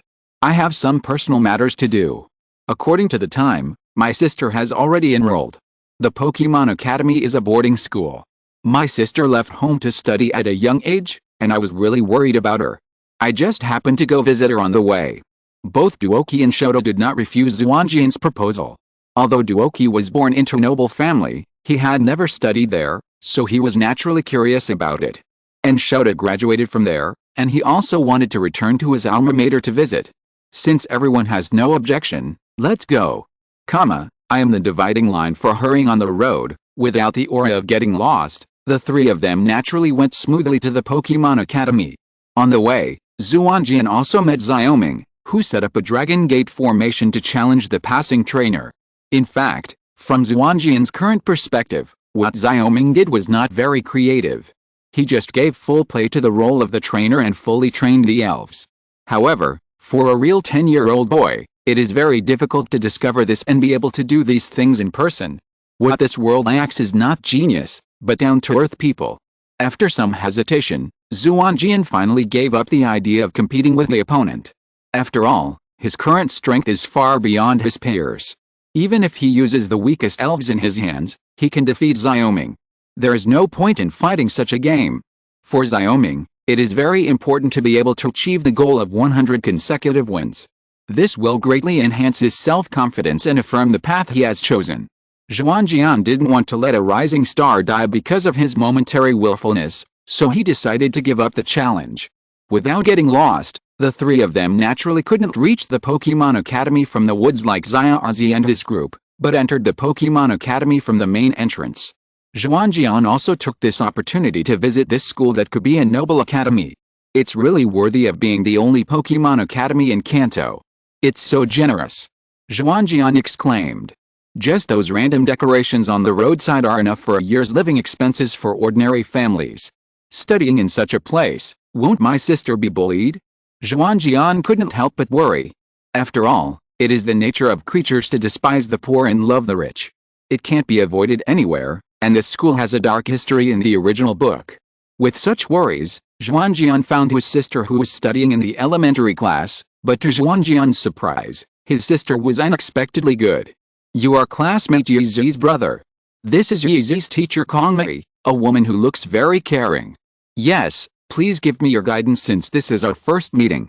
When parents meet teachers, most people will lower their status, and Xuanjian is no exception. Kongmei nodded and said, Yizi is a very smart child, but she does some things wrong, such as helping classmates with homework to earn pocket money, and putting caterpillars in the desks of boys who bully girls. In short, it is wrong to do this. If she continues like this, Yizi will not be able to become a lady. Please teach her more. Knowing that Xuanjian is already a researcher, The teacher did not treat Xuanjian as a child. Black lines appeared on Xuanjian's forehead. It seems that his worries are unnecessary. In his eyes, his sister is of course a soft and sticky little lolly, well-behaved and lovable, but in fact, the sister who is trained by her father as the next generation of heirs is actually a very strong woman. She seems to have never been afraid of caterpillars. And because she is always by his side, under his influence, the sister's intelligence level and thinking are very mature, and it is not difficult to deal with these little brats of the same age. As for not being able to become a qualified lady when she grows up, I love my own sister, and the thing about being a lady should go as far away as possible. At worst, I can help my sister to grab a few husbands. However, although I don't agree with it in my heart, Xuanjian still agrees with the teacher's words, and said that he will educate his sister well in the future. Then he sent the teacher away, and Duji and Xiante also left under the pretext of touring the school, leaving the brother and sister alone. Seeing that you can harm people so much, I feel relieved. Xuanjian sighed to his sister, and rubbed Yizi's head. Bad brother, you won't grow tall like this. Yizi dodged Xuanjian's magic hand and said, Brother, don't worry. Everything is fine with me here. But there is just a small problem. What? I don't have a Pokémon. Yizi pouted. The school allows students to have a Pokémon. Everyone brought one from home, but I don't have one. That's easy. I'll help you catch one. But what kind of Pokémon do you want? I don't know, but I want one that's beautiful, cute and powerful. Xuanjian twitched his mouth. You have so many requirements. Okay, I'll help you find a way to catch one. Brother is the best. I wanted to write some plots about school, but I found that there was nothing good, so here's a daily life of brothers and sisters. As an only child, I really want to have a lovely sister, but it's a pity that I probably won't have the chance in this life. In addition, I despise those German orthopedics. Chapter 193 Breakthrough.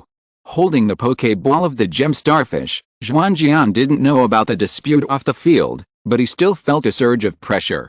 He originally thought that his opponent was just a guy who relied on the legacy of his elders to show off his power, but he didn't expect that the opponent had made a breakthrough and his initial Pokemon had broken through the king level. Although this does not mean that the opponent has the strength of the king level, but with a tacit understanding between him and the initial Pokemon, the Vortex man who uses the electric monster is already equivalent to a quasi-king. Fortunately, he had a large advantage in the early stage, and the electric monster had been hit by the Song of Destruction of the Dragon, so he was not without a chance to fight. Probably due to the rules of the world, if the Pokemon hit by the Song of Destruction is not in a combat state, then the speed of its physical loss will be greatly slowed down, but for a fairness, the referee did not give Xuanjian too much time to exchange Pokemon. Xuanjian was unwilling to play such tricks, and quickly opened the Pokeball. Gem Starfish, please. The gem of Gem Starfish lit up, as if saying, leave it to me. Seeing Gem Starfish appear, the turbulence immediately launched an attack. Electric Monster, 100,000 volts. Gem Starfish, use the mirror attribute first, then use the light wall.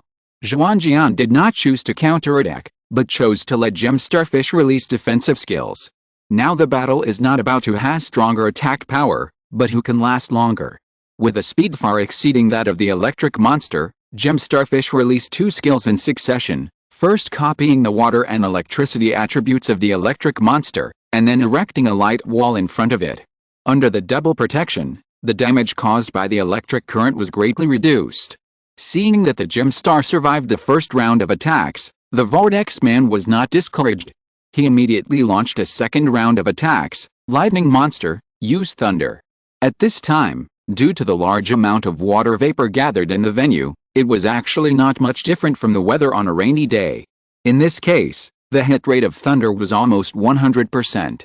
Xuanjian did not dare to neglect it and immediately ordered, Gemstar, self-regeneration. Golden lightning fell from the sky, splitting the light wall guarding the outside of the Gemstar's body and falling on the Gemstar's body. Under the strong current that was almost not weakened, the Gemstar's body trembled continuously, and some fragile parts were even burned. However, the gem center of the Gemstar immediately absorbed the stream of mysterious power from the air and injected it into its fragile flesh.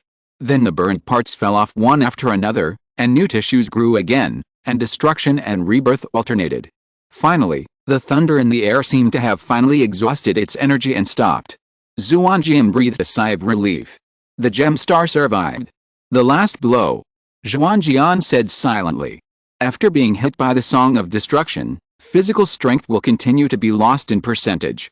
No matter how powerful the elves are, no matter how much physical strength the elves have, they can only last for 3 rounds. The Vortex Man also knew this. He said to the Electric Monster, "Electric Monster, the victory or defeat depends on the last blow." The Electric Monster nodded and tried to cheer up.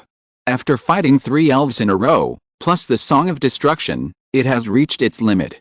Seeing the Electric Monster nod, the Vortex Man shouted, "Electric Monster, use all your strength and bet on this blow. Gem Starfish, we can't lose either. Use all your strength." Xuanjian also encouraged the Gem Starfish. "Electric Monster, use the Destruction Death Light. Gem Starfish, use the spiritual power." At this moment, both sides burst out with their greatest strength and hit the strongest attack on each other.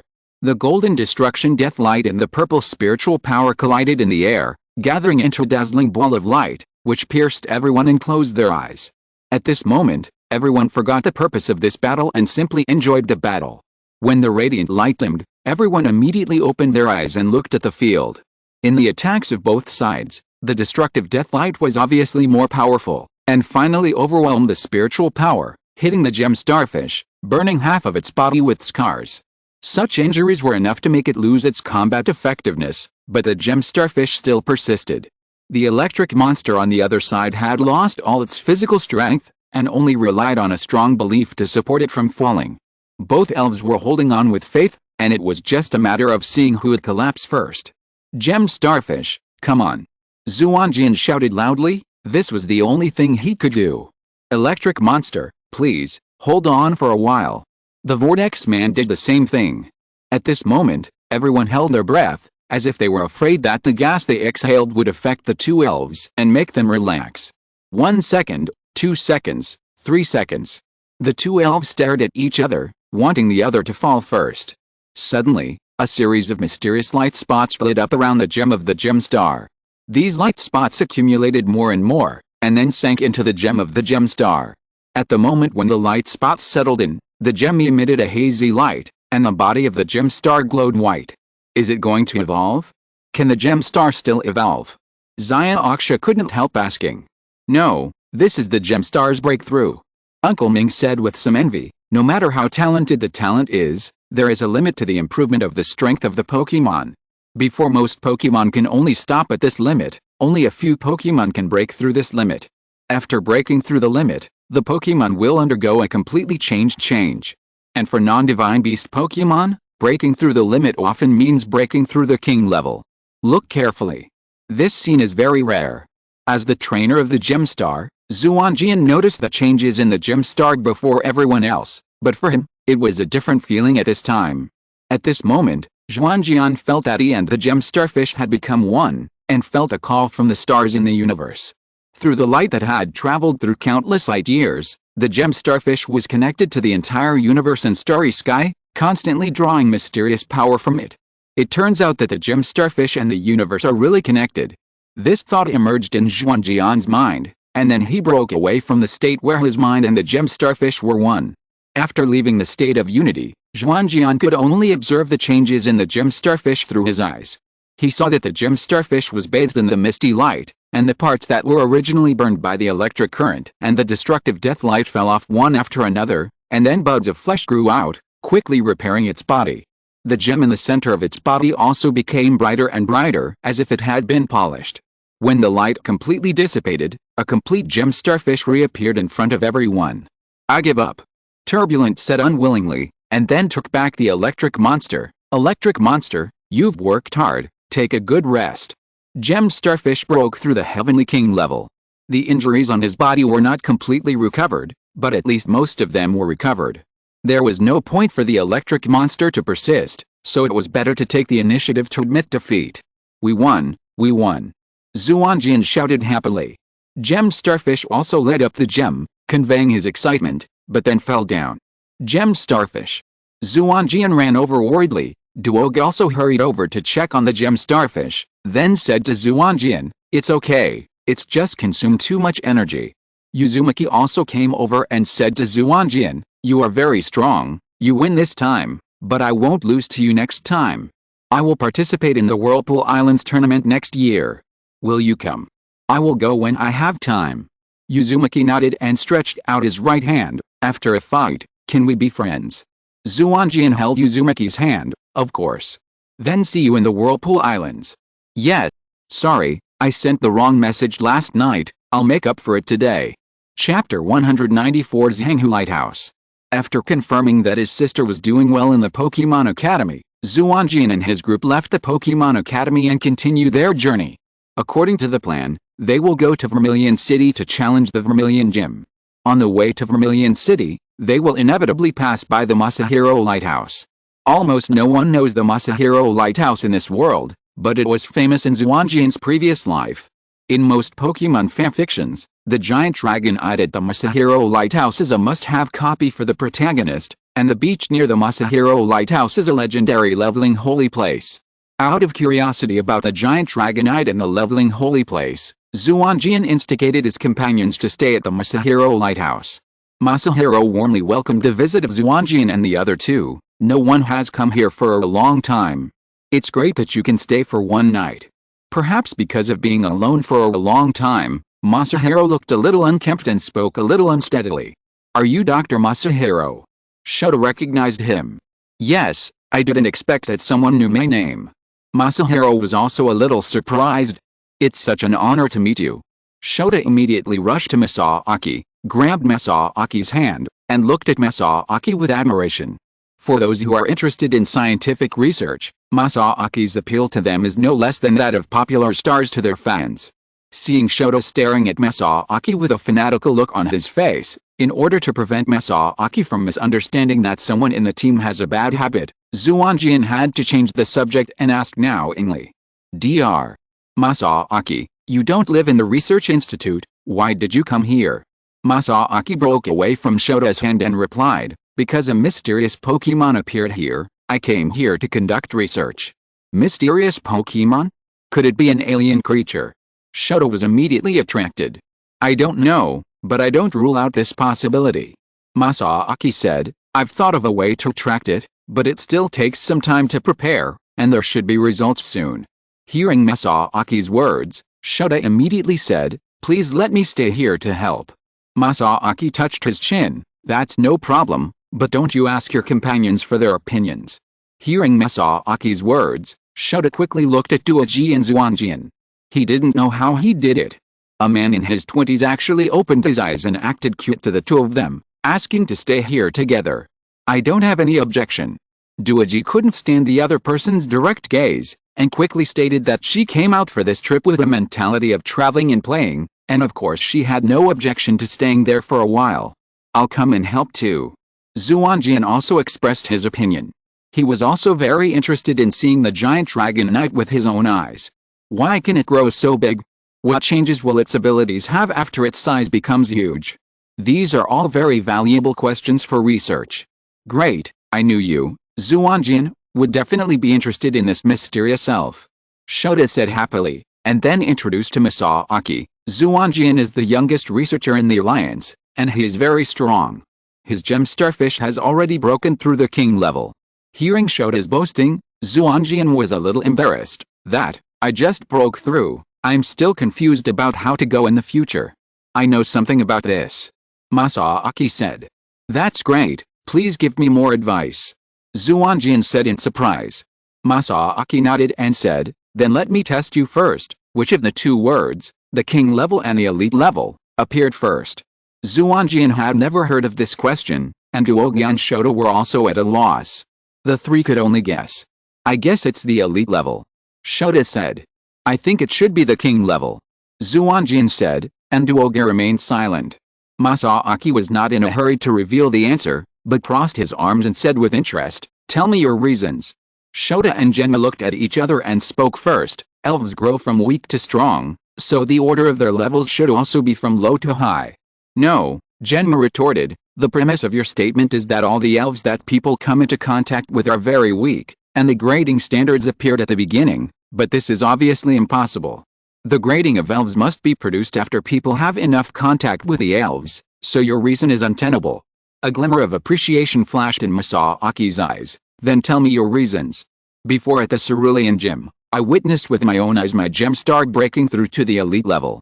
At the moment of the breakthrough, the gem star triggered a phenomenon similar to evolution, and underwent a great change. I don't know if this will happen to all Pokemon when they break through to the elite level, but I think at least something similar will happen. From this we can see that the elite level is not a concept created artificially, but a description of observed facts. Generally speaking, such nouns appear first, and then they are expanded and refined to derive other similar nouns. Therefore, I guess that the term elite level appeared first. Pa. Zhang clapped his hands. Very wonderful analysis, it is indeed the case. The noun that appeared first was the elite level, and then it was refined into concepts such as elite, champion, and master. After a pause, Zhang continued, why do I ask this question? Because the development path of the Pokemon after reaching the king level is closely related to the definition of king. Before the king level, the race value and the Pokemon's own talent are the key to determining the strength of the Pokemon. For example, the combat power of Caterpillar and the 3 starters of the same level is very different. Before the king level, the focus of the trainer's work is to help the Pokemon continuously improve its level, accumulate strength, and polish its combat skills. Except for a few legendary beasts, this improvement is limited, and they can only reach the quasi-king level, which is the elite peak. Most Pokemon stuck at this level. Only a small number of Pokémons, through continuous efforts, eventually trigger their own transformation and develop different talents. At this time, we say that they have entered the king level. When a Pokemon enters the king level, it will undergo great changes. The restrictions on it by its racial value will be greatly weakened. As long as it is properly trained, it is not impossible for Beedrill to rival Dragonite. Of course, the higher the racial value of the Pokemon, the easier it is to break through the king level. Even for those mythical beasts with high racial values, as long as they continue to improve their levels, they can be promoted to the king level, well, or they are born to be king level. There is such a saying. Xuanjian suddenly felt that he had learned a lot. This stay was really worth it. Then could I ask you, what is the talent of my Starjewel? What should I do? I don't know about that. Zhang shook his head. Every Pokemon will obtain different unique abilities after being promoted to a king, depending on its own talents, experiences, etc. This requires the trainer to discover it by himself. Before a Pokemon is promoted to a king, what the trainer has to do is to help the Pokemon train, so that its level can be improved and it can accumulate more foundation to reach the threshold of a king. After a Pokemon is promoted to a king, what the trainer has to do is to help it develop its newly acquired abilities and form a unique fighting style and tactics. After it is developed to the limit, the Pokemon enters the champion level, and the champion level allows the Pokemon to make up for its shortcomings and begin to come into contact with the rules. Xuanjian nodded, that's really an eye-opener. I didn't expect there to be such a saying. It seems that I have to spend some time getting along with Starjewel. Alice, time is even less available now. I had thought that after defeating the Cerulean Gym, I could deposit Starjewel with Professor Oak to save some time and energy. The value of an elite-level Pokemon lies in its unique talent. For a trainer, it is not enough to just have an elite-level Pokemon, but also to develop its unique talent. Otherwise, an elite-level Pokemon is just a stronger elite-level Pokemon. After all, the combat effectiveness of an elite-level Pokemon in the two cases is very different. Only when a trainer trains an elite-level Pokemon on his own and develops its talent, can the trainer be called an elite. So that's how it is. No wonder when I was fighting against Twirl, I felt that elite-level Pokemon were not as scary as the legend said. It turned out that Twirl failed to develop the abilities of the Pokemon. It seems that I have to keep working hard, otherwise the talent of Starfish Gem will be wasted in vain. Back to normal. Chapter 195, First Battle with Xiaozi. After getting the instructions from Masaaki, Xuanjian and his party stayed temporarily at the Masaaki Lighthouse. The truth that Masaaki was a chatterbox was also exposed, which made everyone suspect that the reason why he asked everyone to stay was that he couldn't find anyone to chat with him. After settling down, Xuanjian took the elves to the beach near the lighthouse. The natural scenery here is not good and not suitable for tourism, but it is very suitable for elf training. Gyarados, you don't need to rush to break through the king. What you need to do is to control your strength, so you go to the deep sea to swim, practice all the special attack skills you have learned for a round, and then exercise your body flexibility. Gem Starfish, you too, do some basic training as usual, master the new power, and then we will develop your talents.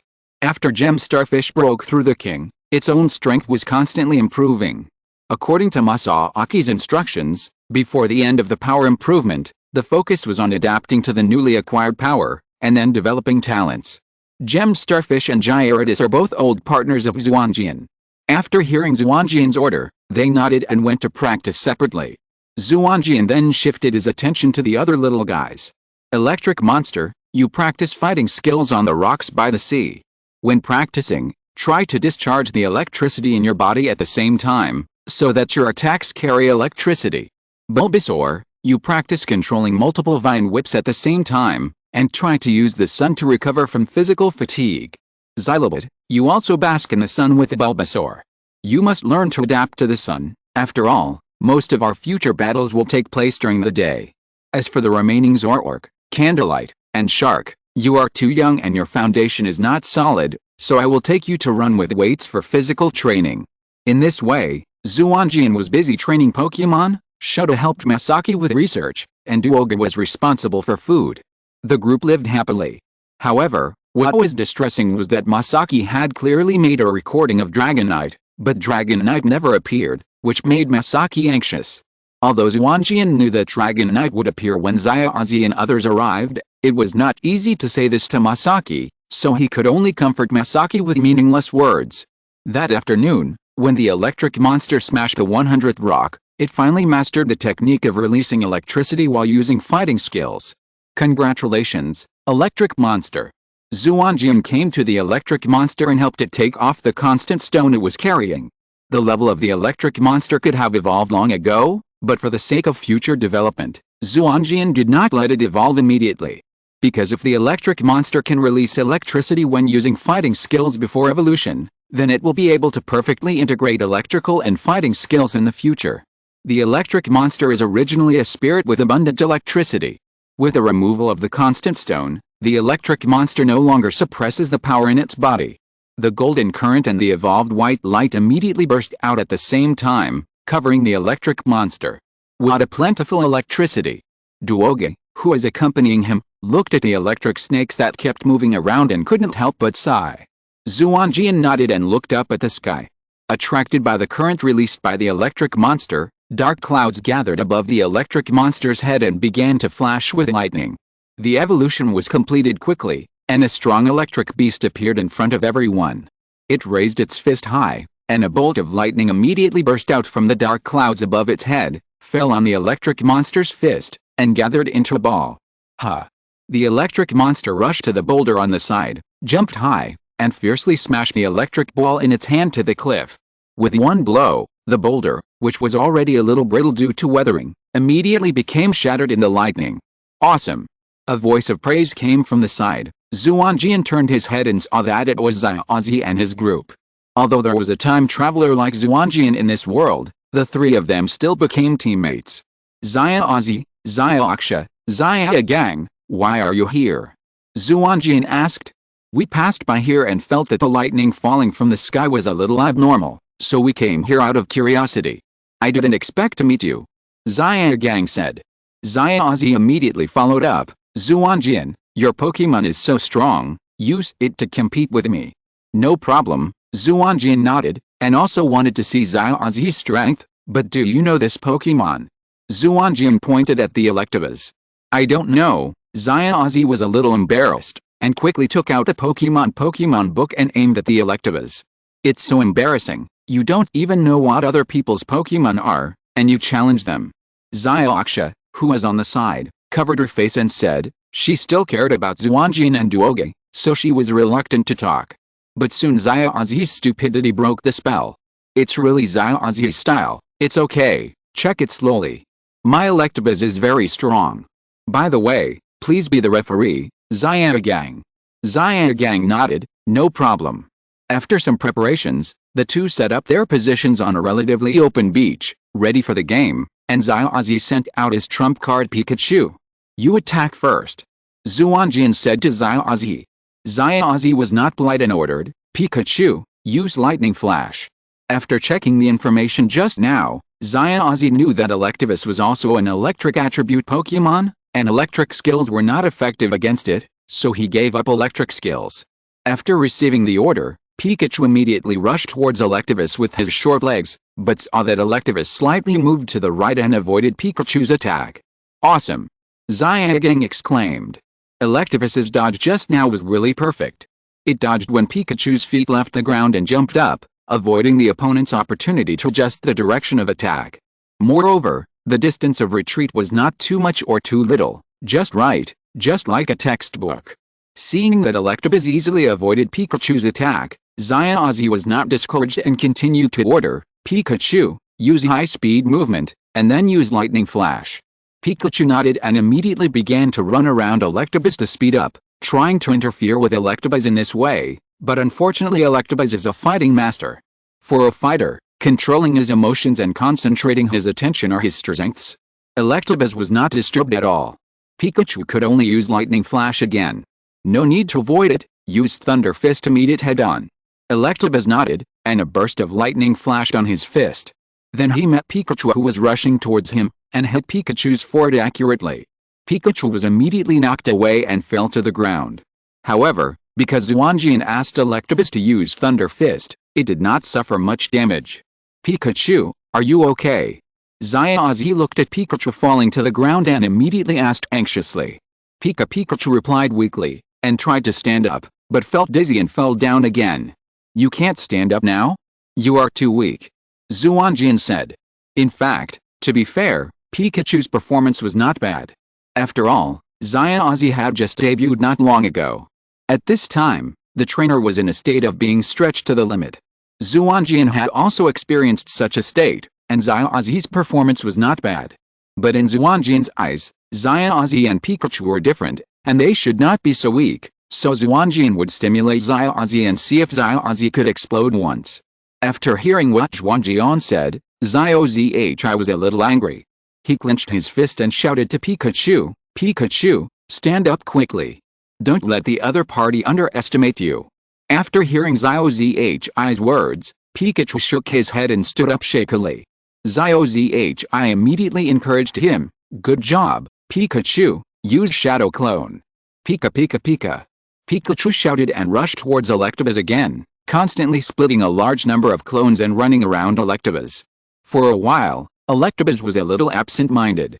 Xuanjian immediately captured Electivus's absent-mindedness and ordered loudly, okay, now, use Lightning Flash. Pika.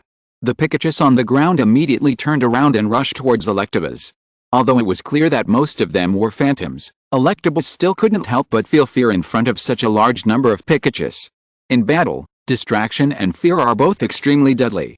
At the moment when Electivus was afraid, Pikachu's real body jumped high under the cover of many phantoms and hit Electivus's lower jaw hard. Electivus was hit hard and fell to the ground. Well done, Pikachu. Xuanjian praised happily when he saw the attack was successful, and Pikachu, who was panting, also showed a happy look. Not bad, Xuanjian also praised. It must be said that Xuanjian's grasp of timing is perfect. This is an excellent fighting talent. No wonder he can often defeat enemies stronger than himself. Pikachu's performance is not bad either. According to Xuanjian's judgment, it should not be carrying the electric ball at this time, so it is very good to be able to make such an attack. Most importantly, the bond between Pikachu and Xuanjian is very deep. After hearing Xuanjian's call, he stood up immediately. You must know that although the electric monster uses the Thunder Fist attack, the location and force of the attack should not be underestimated. If the will is not strong enough, it will lose its combat effectiveness in one blow. At this time, Electivus also rubbed his chin and quickly climbed up from the ground. The attack just now was not too strong, and it was not enough to make it lose its combat effectiveness. It just made it lose its balance. After all, its body has changed greatly after evolution, and it is not yet proficient in controlling it. Of course, this is also because Xuanjian let it go, otherwise Electivus would not suffer this loss. Can you still stand up? Xuanjian looked at Electivus with some surprise, and then said to Pikachu confidently, then do it again, this time you must make the enemy unable to stand up. Pika. Pikachu nodded and activated the Shadow Clone again. What a nostalgic tactic and skill. Xuanjian sighed as he looked at the Pikachu running around. When he first debuted, he was also keen on this tactic. However, as his level improved, he used skills like Shadow Clone less and less. After all, for mature trainers, it is not difficult to judge where the opponent's real body is. The performance of the Pokémon is greatly affected by the trainer. Feeling that Xuanjian was serious, Electabuzz was much calmer and was not affected too much by the Shadow Clone. Xuanjian nodded with satisfaction and ordered, "Electric Beast, destroy the ground." Electric Beast nodded, gathered a stream of lightning in his hand, formed an electric ball, and then Electric Beast smashed it heavily on the ground. After destroying the ground a little, the electric ball immediately exploded, and the current compressed and it spread everywhere, tearing the ground again. For a while, although the ground was full of gravel and dust, it destroyed Pikachu's clones one by one, exposing its true body. Electric Beast immediately rushed towards the exposed true body, and when Pikachu reacted, its hand knife was already on Pikachu's neck. Electric Beast wins.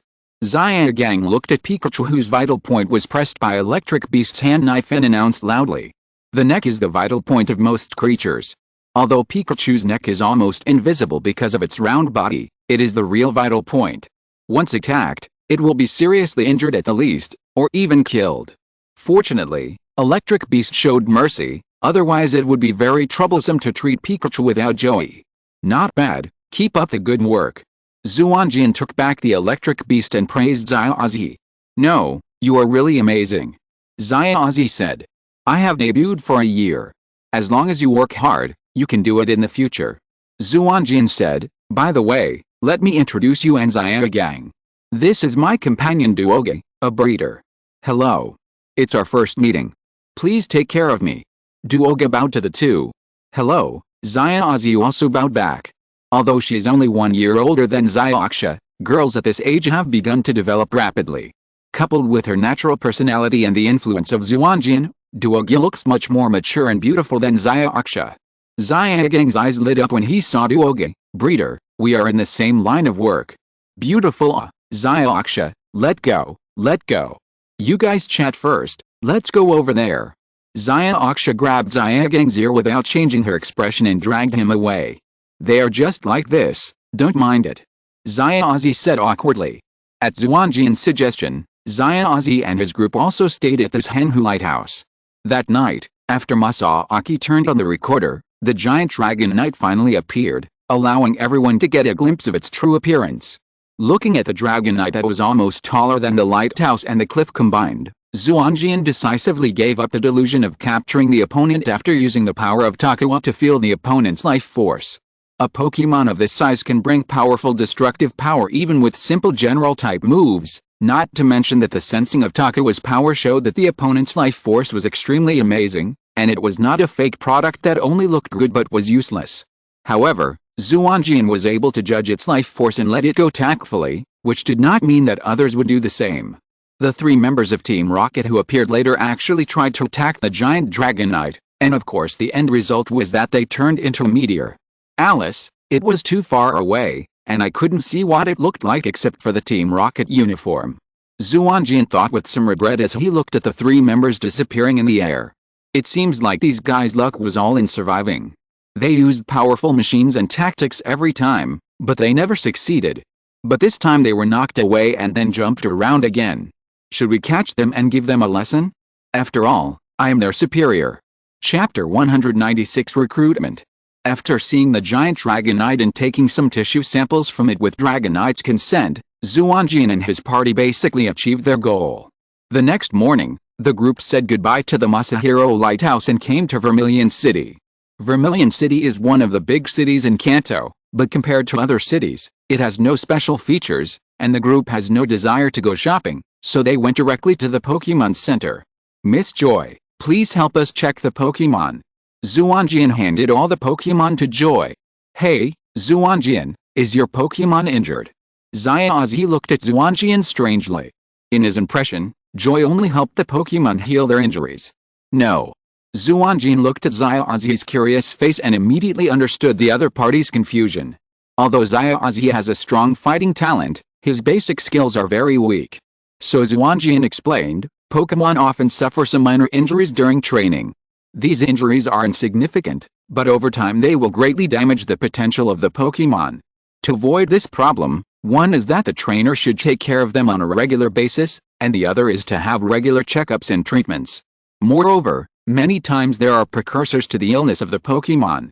If the Pokémon is given regular physical examinations, then possible diseases of the Pokémon can be prevented and treated in advance. That makes sense, we breeders think so too.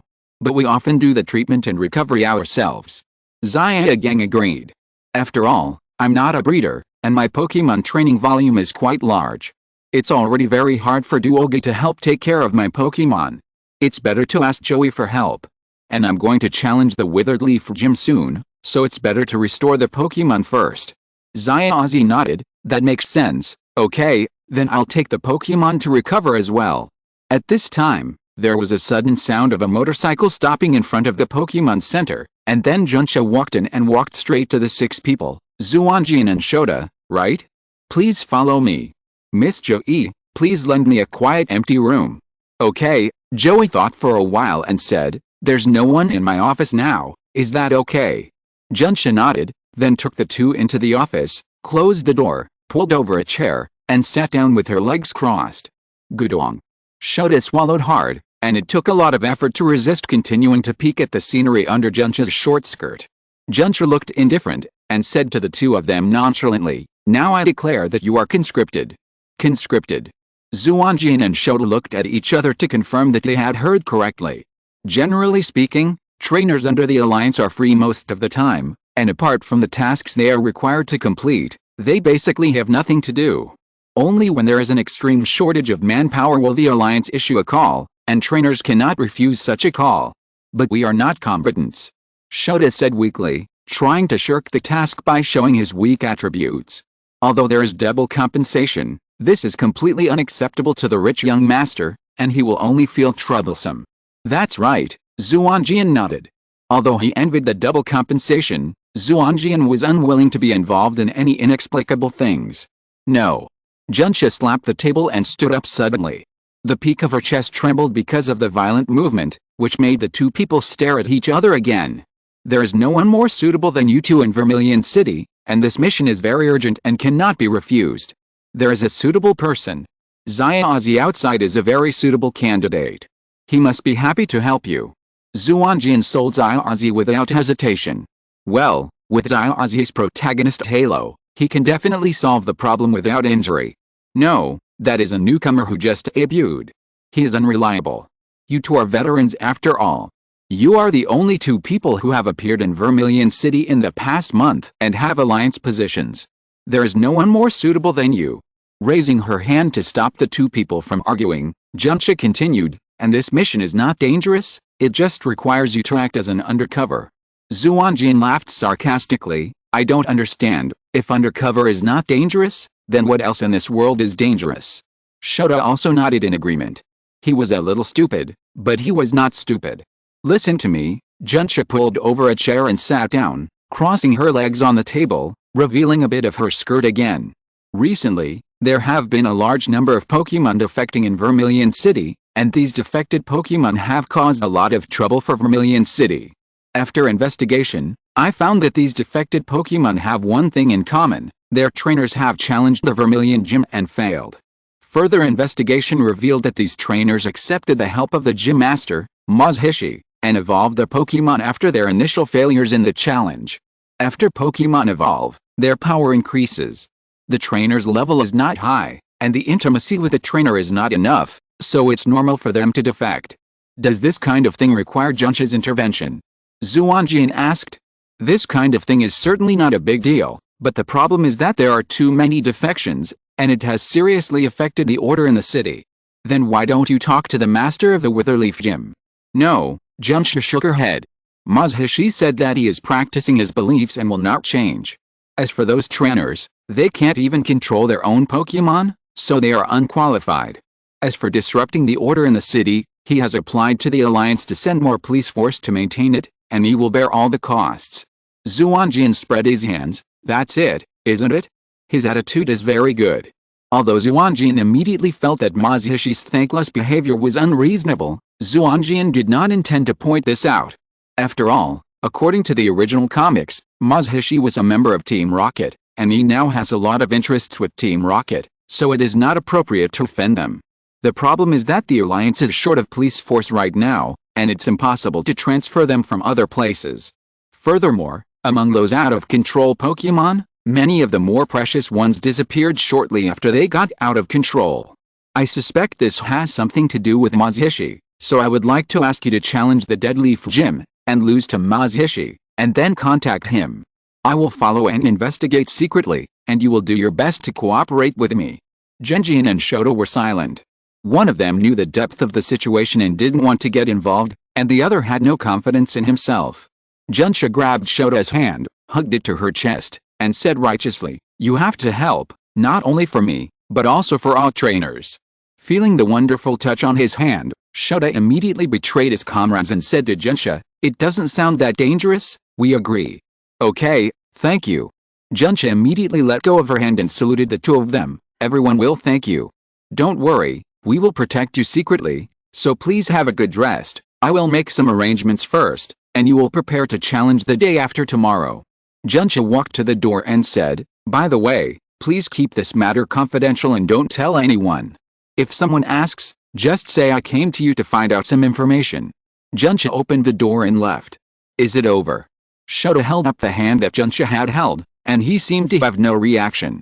Xuanjian rolled his eyes at the lustful guy. "What else do you want? This Xuanjia is really fixing. She doesn't give any benefits after reaching the destination. It's a great move to cross the river and then destroy the bridge." Ah.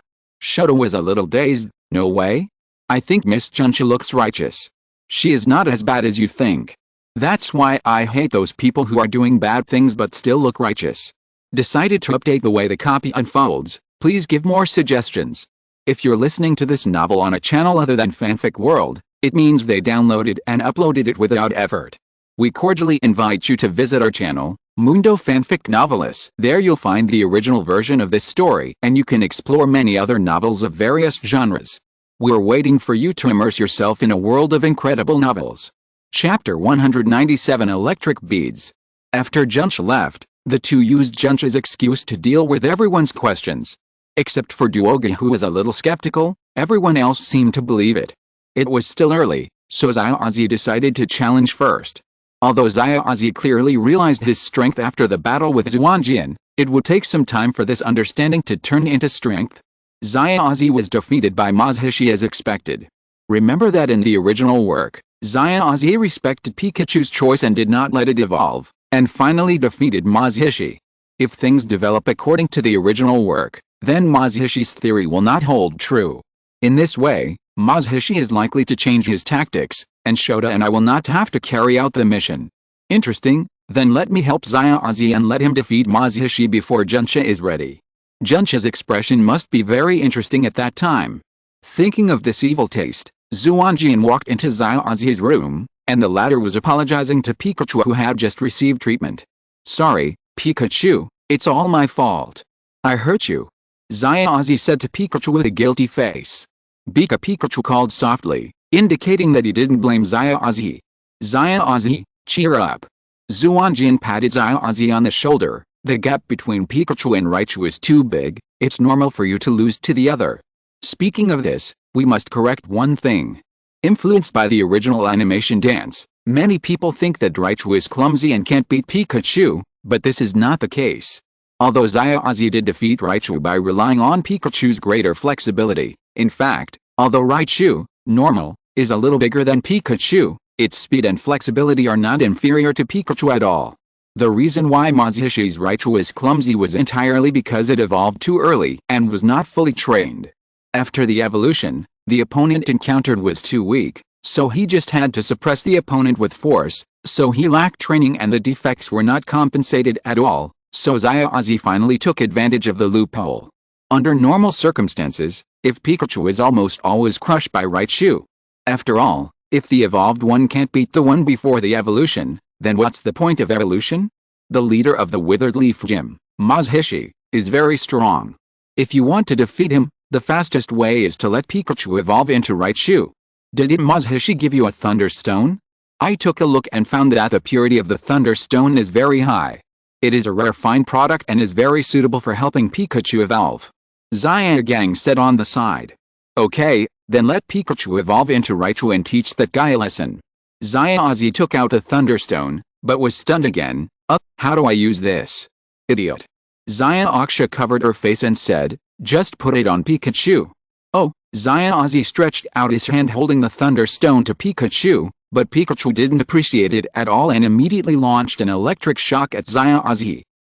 Xuanjian, who was hit by the electric current, immediately felt numb all over and collapsed on the ground. Pikachu took the opportunity to climb up from the bed, jumped out of the window and ran out.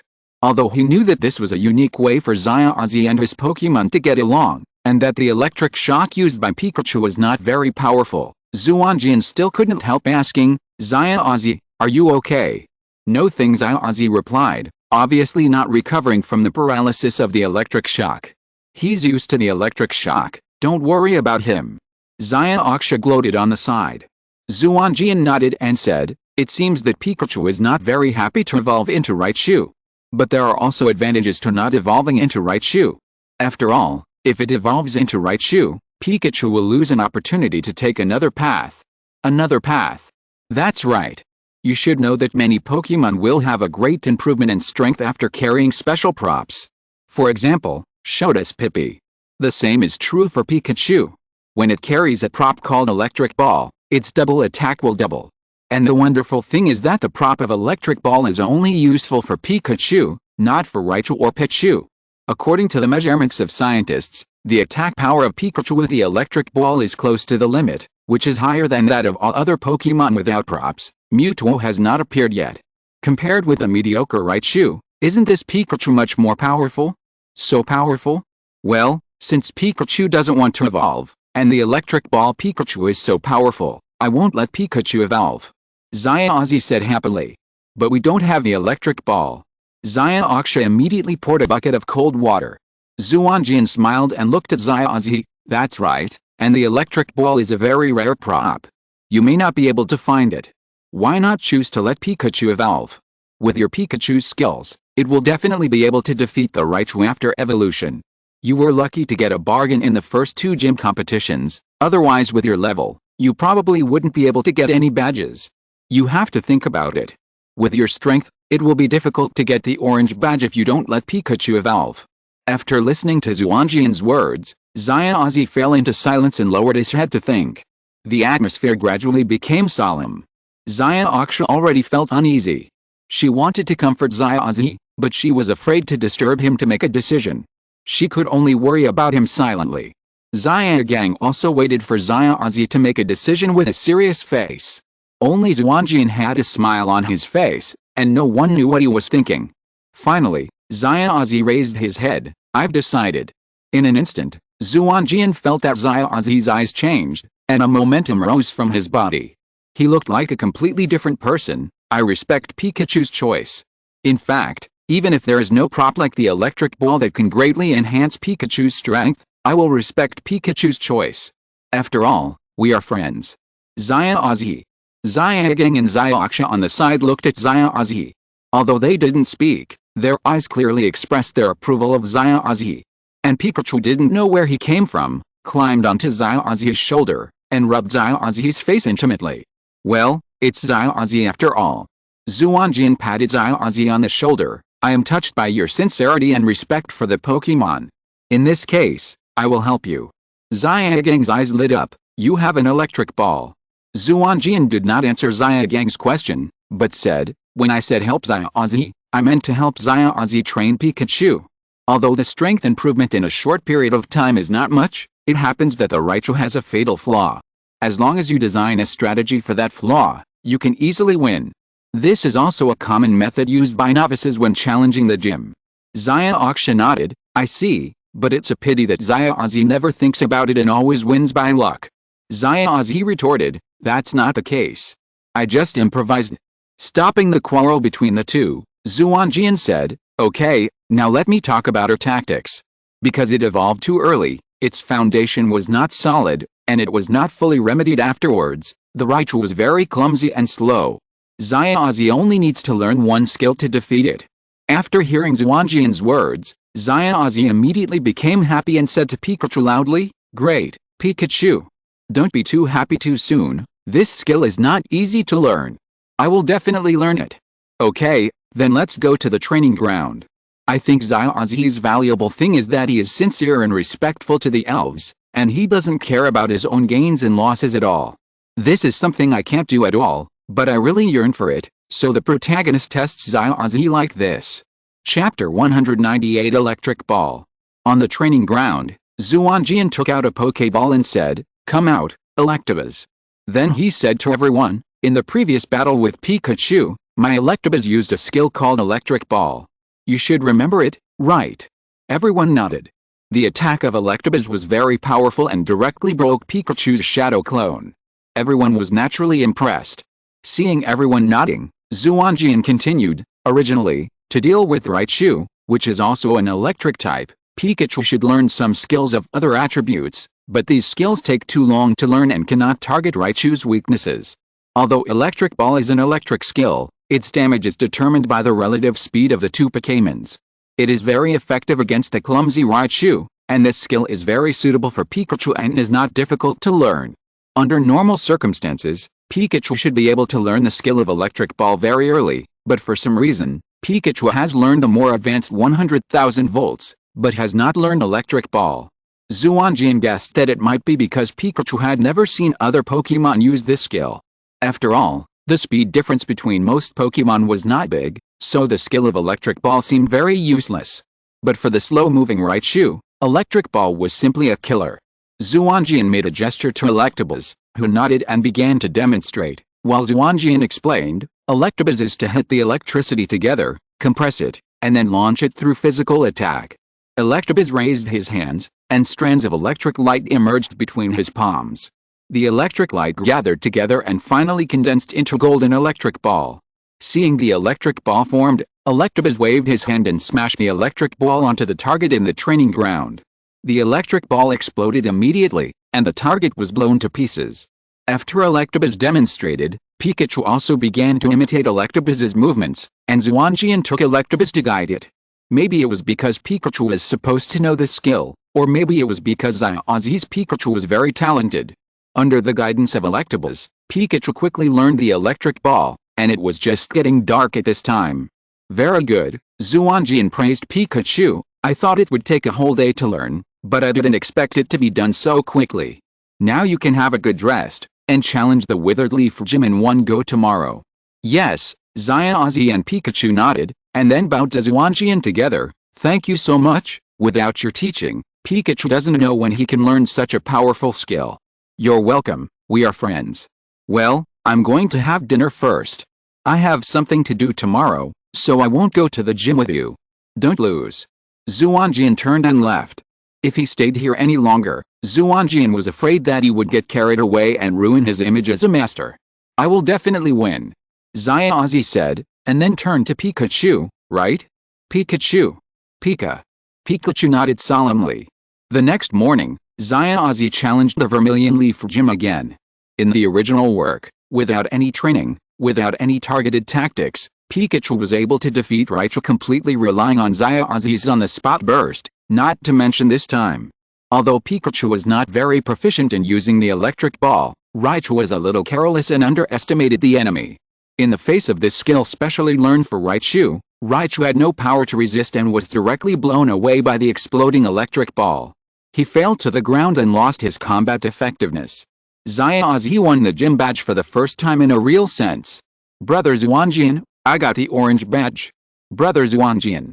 As soon as he got the orange badge, Xuanjian immediately rushed back to the Pokémon Center to report the good news to Xuanjian, but found that Xuanjian had already left. "Ms. Joey, where is Mr. Xuanjian?" Xuanjian asked Joey. "Mr. Xuanjian? Oh, he left this morning for something. By the way, he left something for you." Joey handed Xuanjian a beautifully wrapped small box and said, "Mr. Xuanjian said you might need this, so he gave it to you. And asked you to keep working hard. The next time we meet, he will test whether you have lived up to this gift." "I will work hard," Xuanjian said, and then opened the box and took out a round bead. Xuanjian came over immediately. "What is this? So beautiful." Xuanjian stroked his chin and said, there seems to be electric light surging inside the round bead. Could it be an electric bead? It shouldn't be.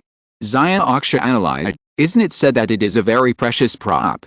That's right, Xuanjian nodded.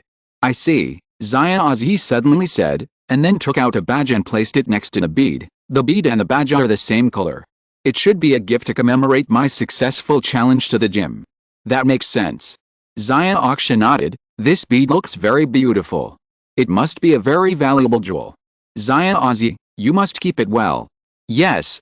Xuanjian nodded, put the bead back into the box, and solemnly put it in the bag. At the same time, he said to Pikachu, Pikachu, this is a gift from Brother Xuanjian. It is very precious. Don't rummage through it. Pikachu nodded. Although it felt that it wanted this bead very much, it would definitely obey Xuanjian's words. Then let's go to the next stop, the Golden Gym.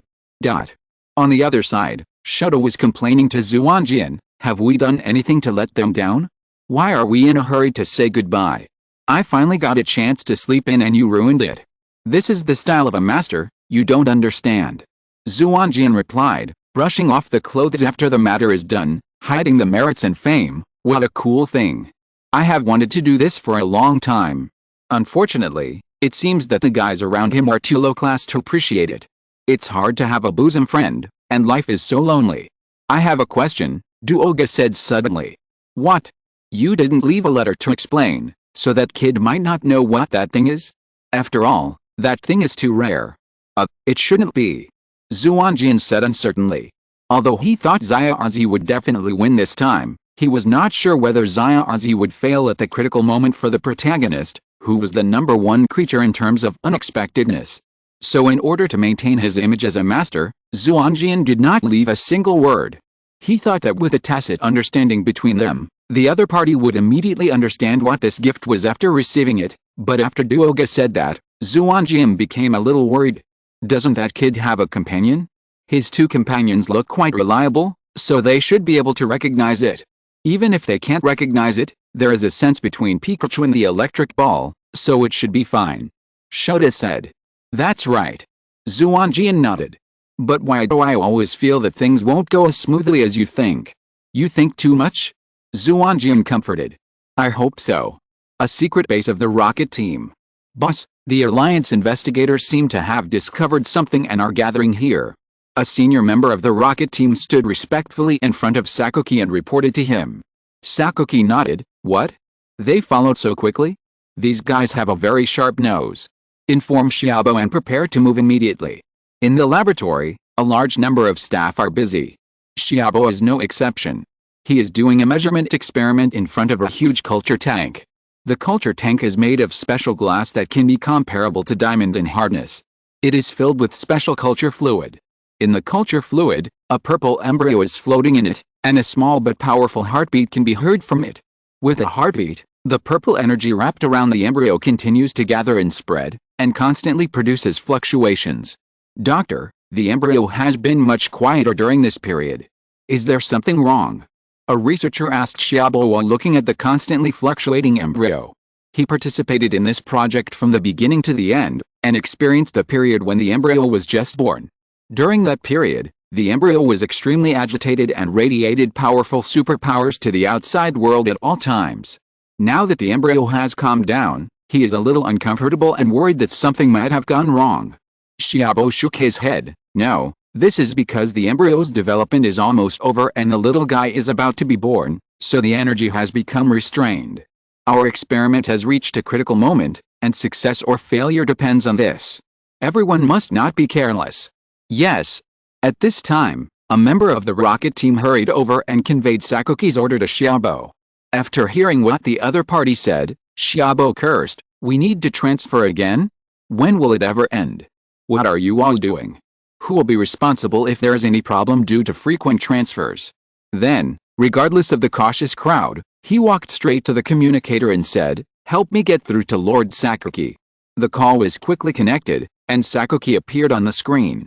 Xiaobo said, Lord Sakuki, the experiment has reached a critical period. Such frequent transfers will cause many adverse effects and may make all our previous efforts go to waste. Sakuki pondered for a moment. I understand. But this time the Alliance investigators have indeed discovered us, and we must transfer. Please try your best to overcome it, please. Xiaobo frowned, hesitated for a long time, and finally said, okay, but this is the last time. The little guy is about to be born, and can't stand such tossing anymore. Okay, there won't be a next time. Xiaobo nodded with satisfaction and hung up the phone. On the other side, Sakuki said to the secretary next to him, notify personnel in various places to increase the intensity of activities and attract the attention of the Alliance. Some unimportant hidden pieces will be exposed as bones to be thrown to the investigators, so that they don't keep staring at us all day long. Yes. Chapter 199 Mission Change. The next time I saw Xuanjian was the morning after Xiaozi and his group left. Xuanjian took the initiative to greet her. Good morning, Miss Xuanjian. Are you here to inform us that the mission has been cancelled? How do you know? Of course I know. I put a lot of effort into it. Now that Mazihishi has reformed and no longer allows trainers to evolve Pokémon, your troubles should be over. In fact, it's not, and it's even worse. Xuanjian walked to the side and sat down with her arms around her chest.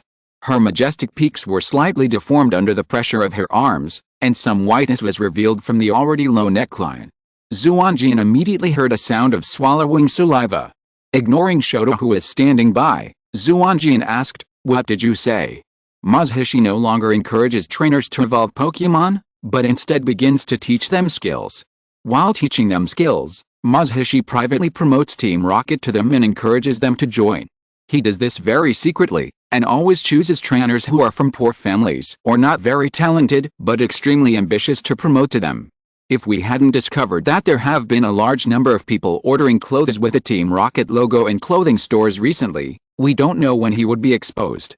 Tisk, what a creative method, but you guys are really good at discovering the other party's movements from a piece of clothing. In fact, if Team Rocket hadn't been so active recently and the League hadn't attached great importance to it, we wouldn't have discovered it. Then Miss Xuanjian didn't come here today just to tell us that the mission is cancelled, right? Of course not. Xuanjian put down her arms and sat up straight. To be precise, I'm here today to give you a mission change order. You need to cooperate with me to arrest Mazihishi. What? Shoto also instantly woke up from Xuanjian's seduction. Are you kidding? We help you catch Mazihishi? We are civilian staff. This is the job of the Alliance's investigators. The Alliance sent a property investigator, but Mazihishi has a large number of newly joined Rocket Team members under his command, and we can't handle it with our manpower. Please help. Xuanjian said pitifully. No. The two said firmly. Not only would arresting people offend people, but it would also be very dangerous. The two would never get involved in this muddy water. It seems that this is the only way. Xuanjian stood up, took out 2 pieces of paper, and slapped them in front of the two. This is Xuanjian looked at the 2 pieces of paper on the table in confusion. This is the compulsory conscription order issued by the police chief of Kanto? How did you get it? Shota said. After all, he was much older than Xuanjian and had seen some things that Xuanjian didn't know. Of course it was given by the police chief. Xuanjian said proudly, now you can't refuse it, right? Although in theory conscription cannot be refused, it is different in reality. Like Xuanjian, her jurisdiction is only a part of Vermilion City, and her influence is limited. So if the trainer refuses without giving face, she can't do anything. But if it is a call-up order signed by the sheriff who governs the entire Kanto, then few people will not give face, unless they are strong enough or determined not to stay in Kanto. And Xuanjian and Shota obviously do not belong to these two. The two looked at each other and said helplessly, okay, you win.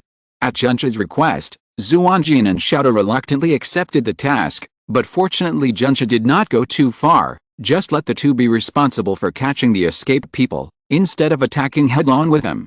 In addition, Xuanjian also promised that after the task is completed, in addition to the normal double reward, Xuanjian will also be given an orange badge. After all, Mazihishi has been confirmed to be a member of Team Rocket, and the Vermilion Gym must not be in charge of him anymore. In this way, the Vermilion Gym will definitely be closed for a long time.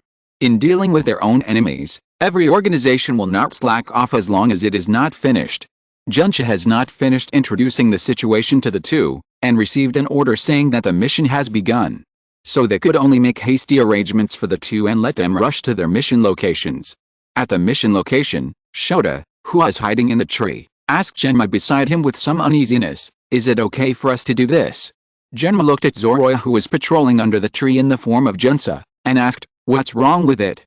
Well, Miss Junsa asked us to help catch the escaped rocket team members, but you let Zoroya patrol below in the form of Junsa, so that the fugitives changed directions and escaped from a distance.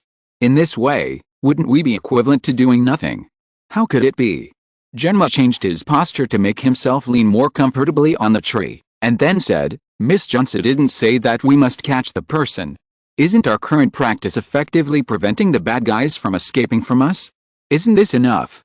It seems to make sense, but it seems something is wrong. Shota muttered. Watch out, someone is coming. Genma said softly, and then looked down through the gaps between the leaves, only to see a man wearing sunglasses and a hat walking towards this side in a hurry with his head down. Although the other party tried to conceal it, Xuanjian still felt a strong momentum from him. Seeing someone coming, Zoroya, who was already a little listless because of boredom, immediately perked up and put his hands on his waist like Junsha, pretending to take a gun, while Shota took out a voice changer and whispered in Junsha's tone, Stop, who are you and what do you want to do? The voice changer converted Shota's voice into Junsha's voice, and then transmitted it to the recorder hidden on Zoroya's body, which amplified it.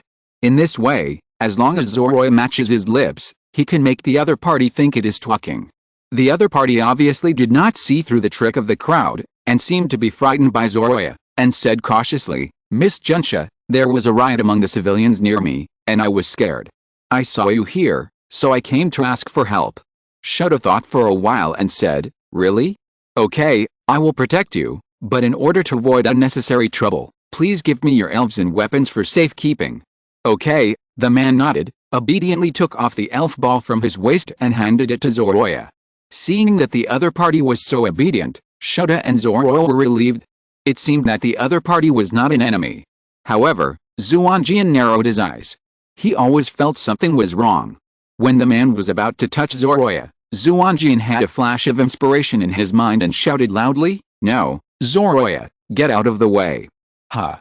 The man shouted, and his momentum suddenly changed. He grabbed the beast of Junsha and threw it to the ground fiercely. However, he did not expect that the Junsha in front of him was a fake.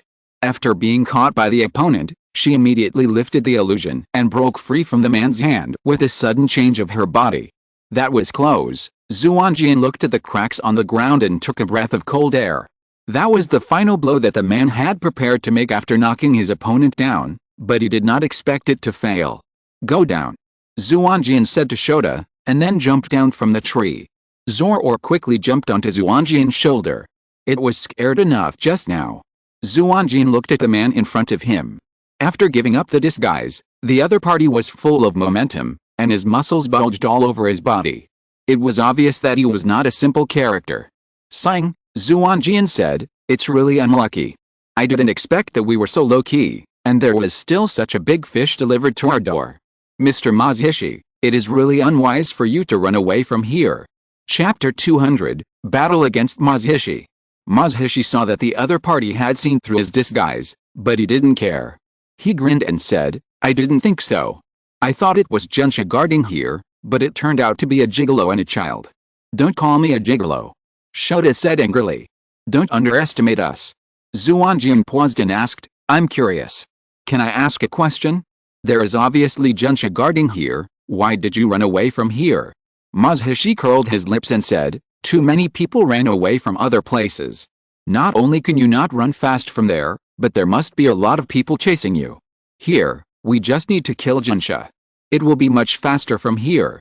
By the way, how did you see through me? At first, I just thought you were not a good person. After all, normal people would not wear sunglasses and hats when fleeing from the scene of chaos. Later, you attacked Zoroark, and your deliberately restrained muscles were revealed. There are not many such strong people in Vermilion City. You can figure it out with just a little thought. I see. Mazishi nodded.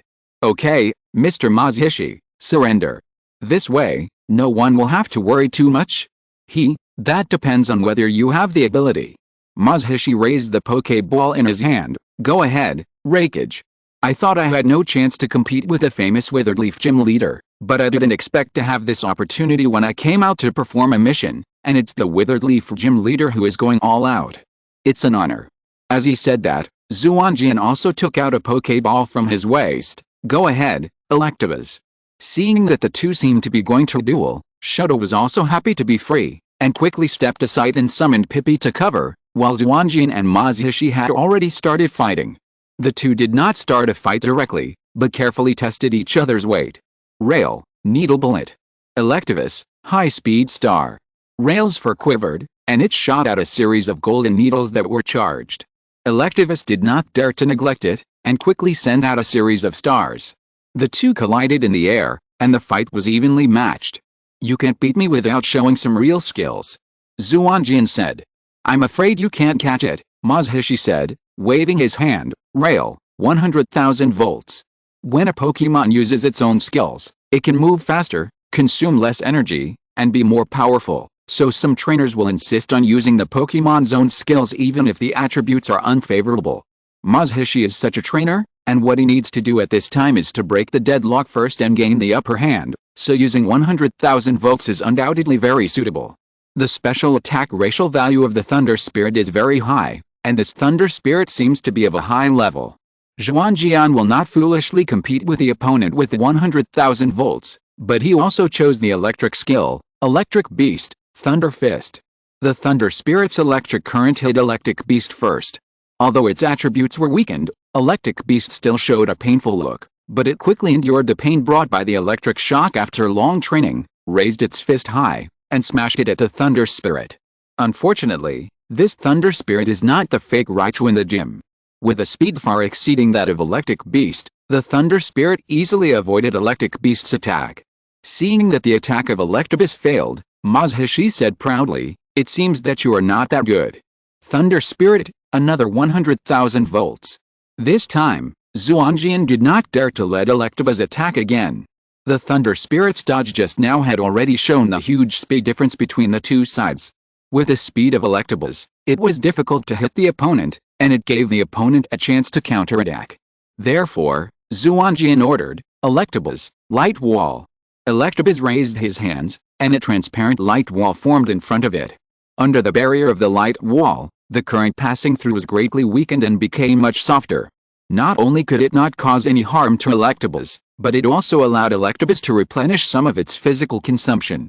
Seeing that the attack was blocked, Masashi became a little impatient. After all, he was on the run now. The longer the time was delayed, the more dangerous it would be. So he ordered, "Thunder Spirit, synchronized interference." The Thunder Spirit in Masashi's hand was carefully cultivated by the Rocket team, and naturally learned synchronized interference, a killer skill in the same family Civil War. After receiving the order, the eyes of the Thunder Elf immediately lit up with a lavender light, and it fired a circle of ripples at the Electabuzz. The light wall erected by the Electabuzz only served as a slight obstruction, and then it was broken, and the Electabuzz suffered a lot of damage. Electabuzz, lightning flash. The biggest sorrow of a physical attacker is that he cannot keep up with the opponent's speed. Under no circumstances, Xuanjian could only choose to let the Electabuzz use lightning flash, which is not powerful but has a priority effect. Then the Electabuzz jumped up and crashed into the Thunder Elf. Compared with its excellent special attack and speed, the physical strength and physical defense of the Thunder Elf are undoubtedly much worse. But the attack of the Electabuzz is obviously unavoidable. Masashi can only choose to defend as much as possible while causing damage to the opponent. Thunder Elf, Flying Needle Bullet. When using the Flying Needle Bullet, the hair on the body of the Thunder Elf will become hard and stand up due to the electric current, and the whole body will be wrapped in hard hair. In this way, the Thunder Elf can effectively defend against some physical attacks. Masashi took advantage of this. I saw that Electabuzz collided with the Thunder Elf, and while causing damage to the Thunder Elf, it was also injured by the Thunder Elf's hard hair. But Electabuzz didn't care, instead it hugged the Thunder Elf tightly and didn't let it escape. Well done, Electabuzz, Arm Hammer. Thunder Elf, Synchronous Interference. Feeling that there was no hope of escaping, Masashi gave up struggling and asked Thunder Elf to use Synchronous Interference again. The skills of both sides hit each other at the same time, and both sides suffered considerable damage at the same time, staggering apart. However, in comparison, Electabuzz suffered much more damage. If it hadn't practiced fighting for a long time and had amazing perseverance, it would probably have fallen. It looks like I won. Thunder Elf give it the last blow, a flash of lightning. Electabuzz, Electric Ball. Hearing Xuanjian's order, Mazhishi showed a trace of sarcasm on his face. It seemed that the opponent was a little panicked, even using a skill like Electric Ball. Thunder Elf's speed was much faster than Electabuzz, and the skill could hardly cause any damage to Thunder Elf. But this is understandable. After all, the opponent is just a child, and naturally he is far inferior to a man like me who has experienced war. It is not easy to achieve this step. Thinking of this, Mazhishi withdrew his gaze from Gemma and cast his eyes on Shota. I have to deal with that guy before I can escape. It's really troublesome. I hope this guy is weaker. End of this chapter. Thank you very much for reaching the end. Don't forget to like. Looking for more exclusive content and immediate access? Subscribe to our Patreon. Remember, every like, subscription, or donation encourages us to continue. Thanks to everyone. See you in the next video.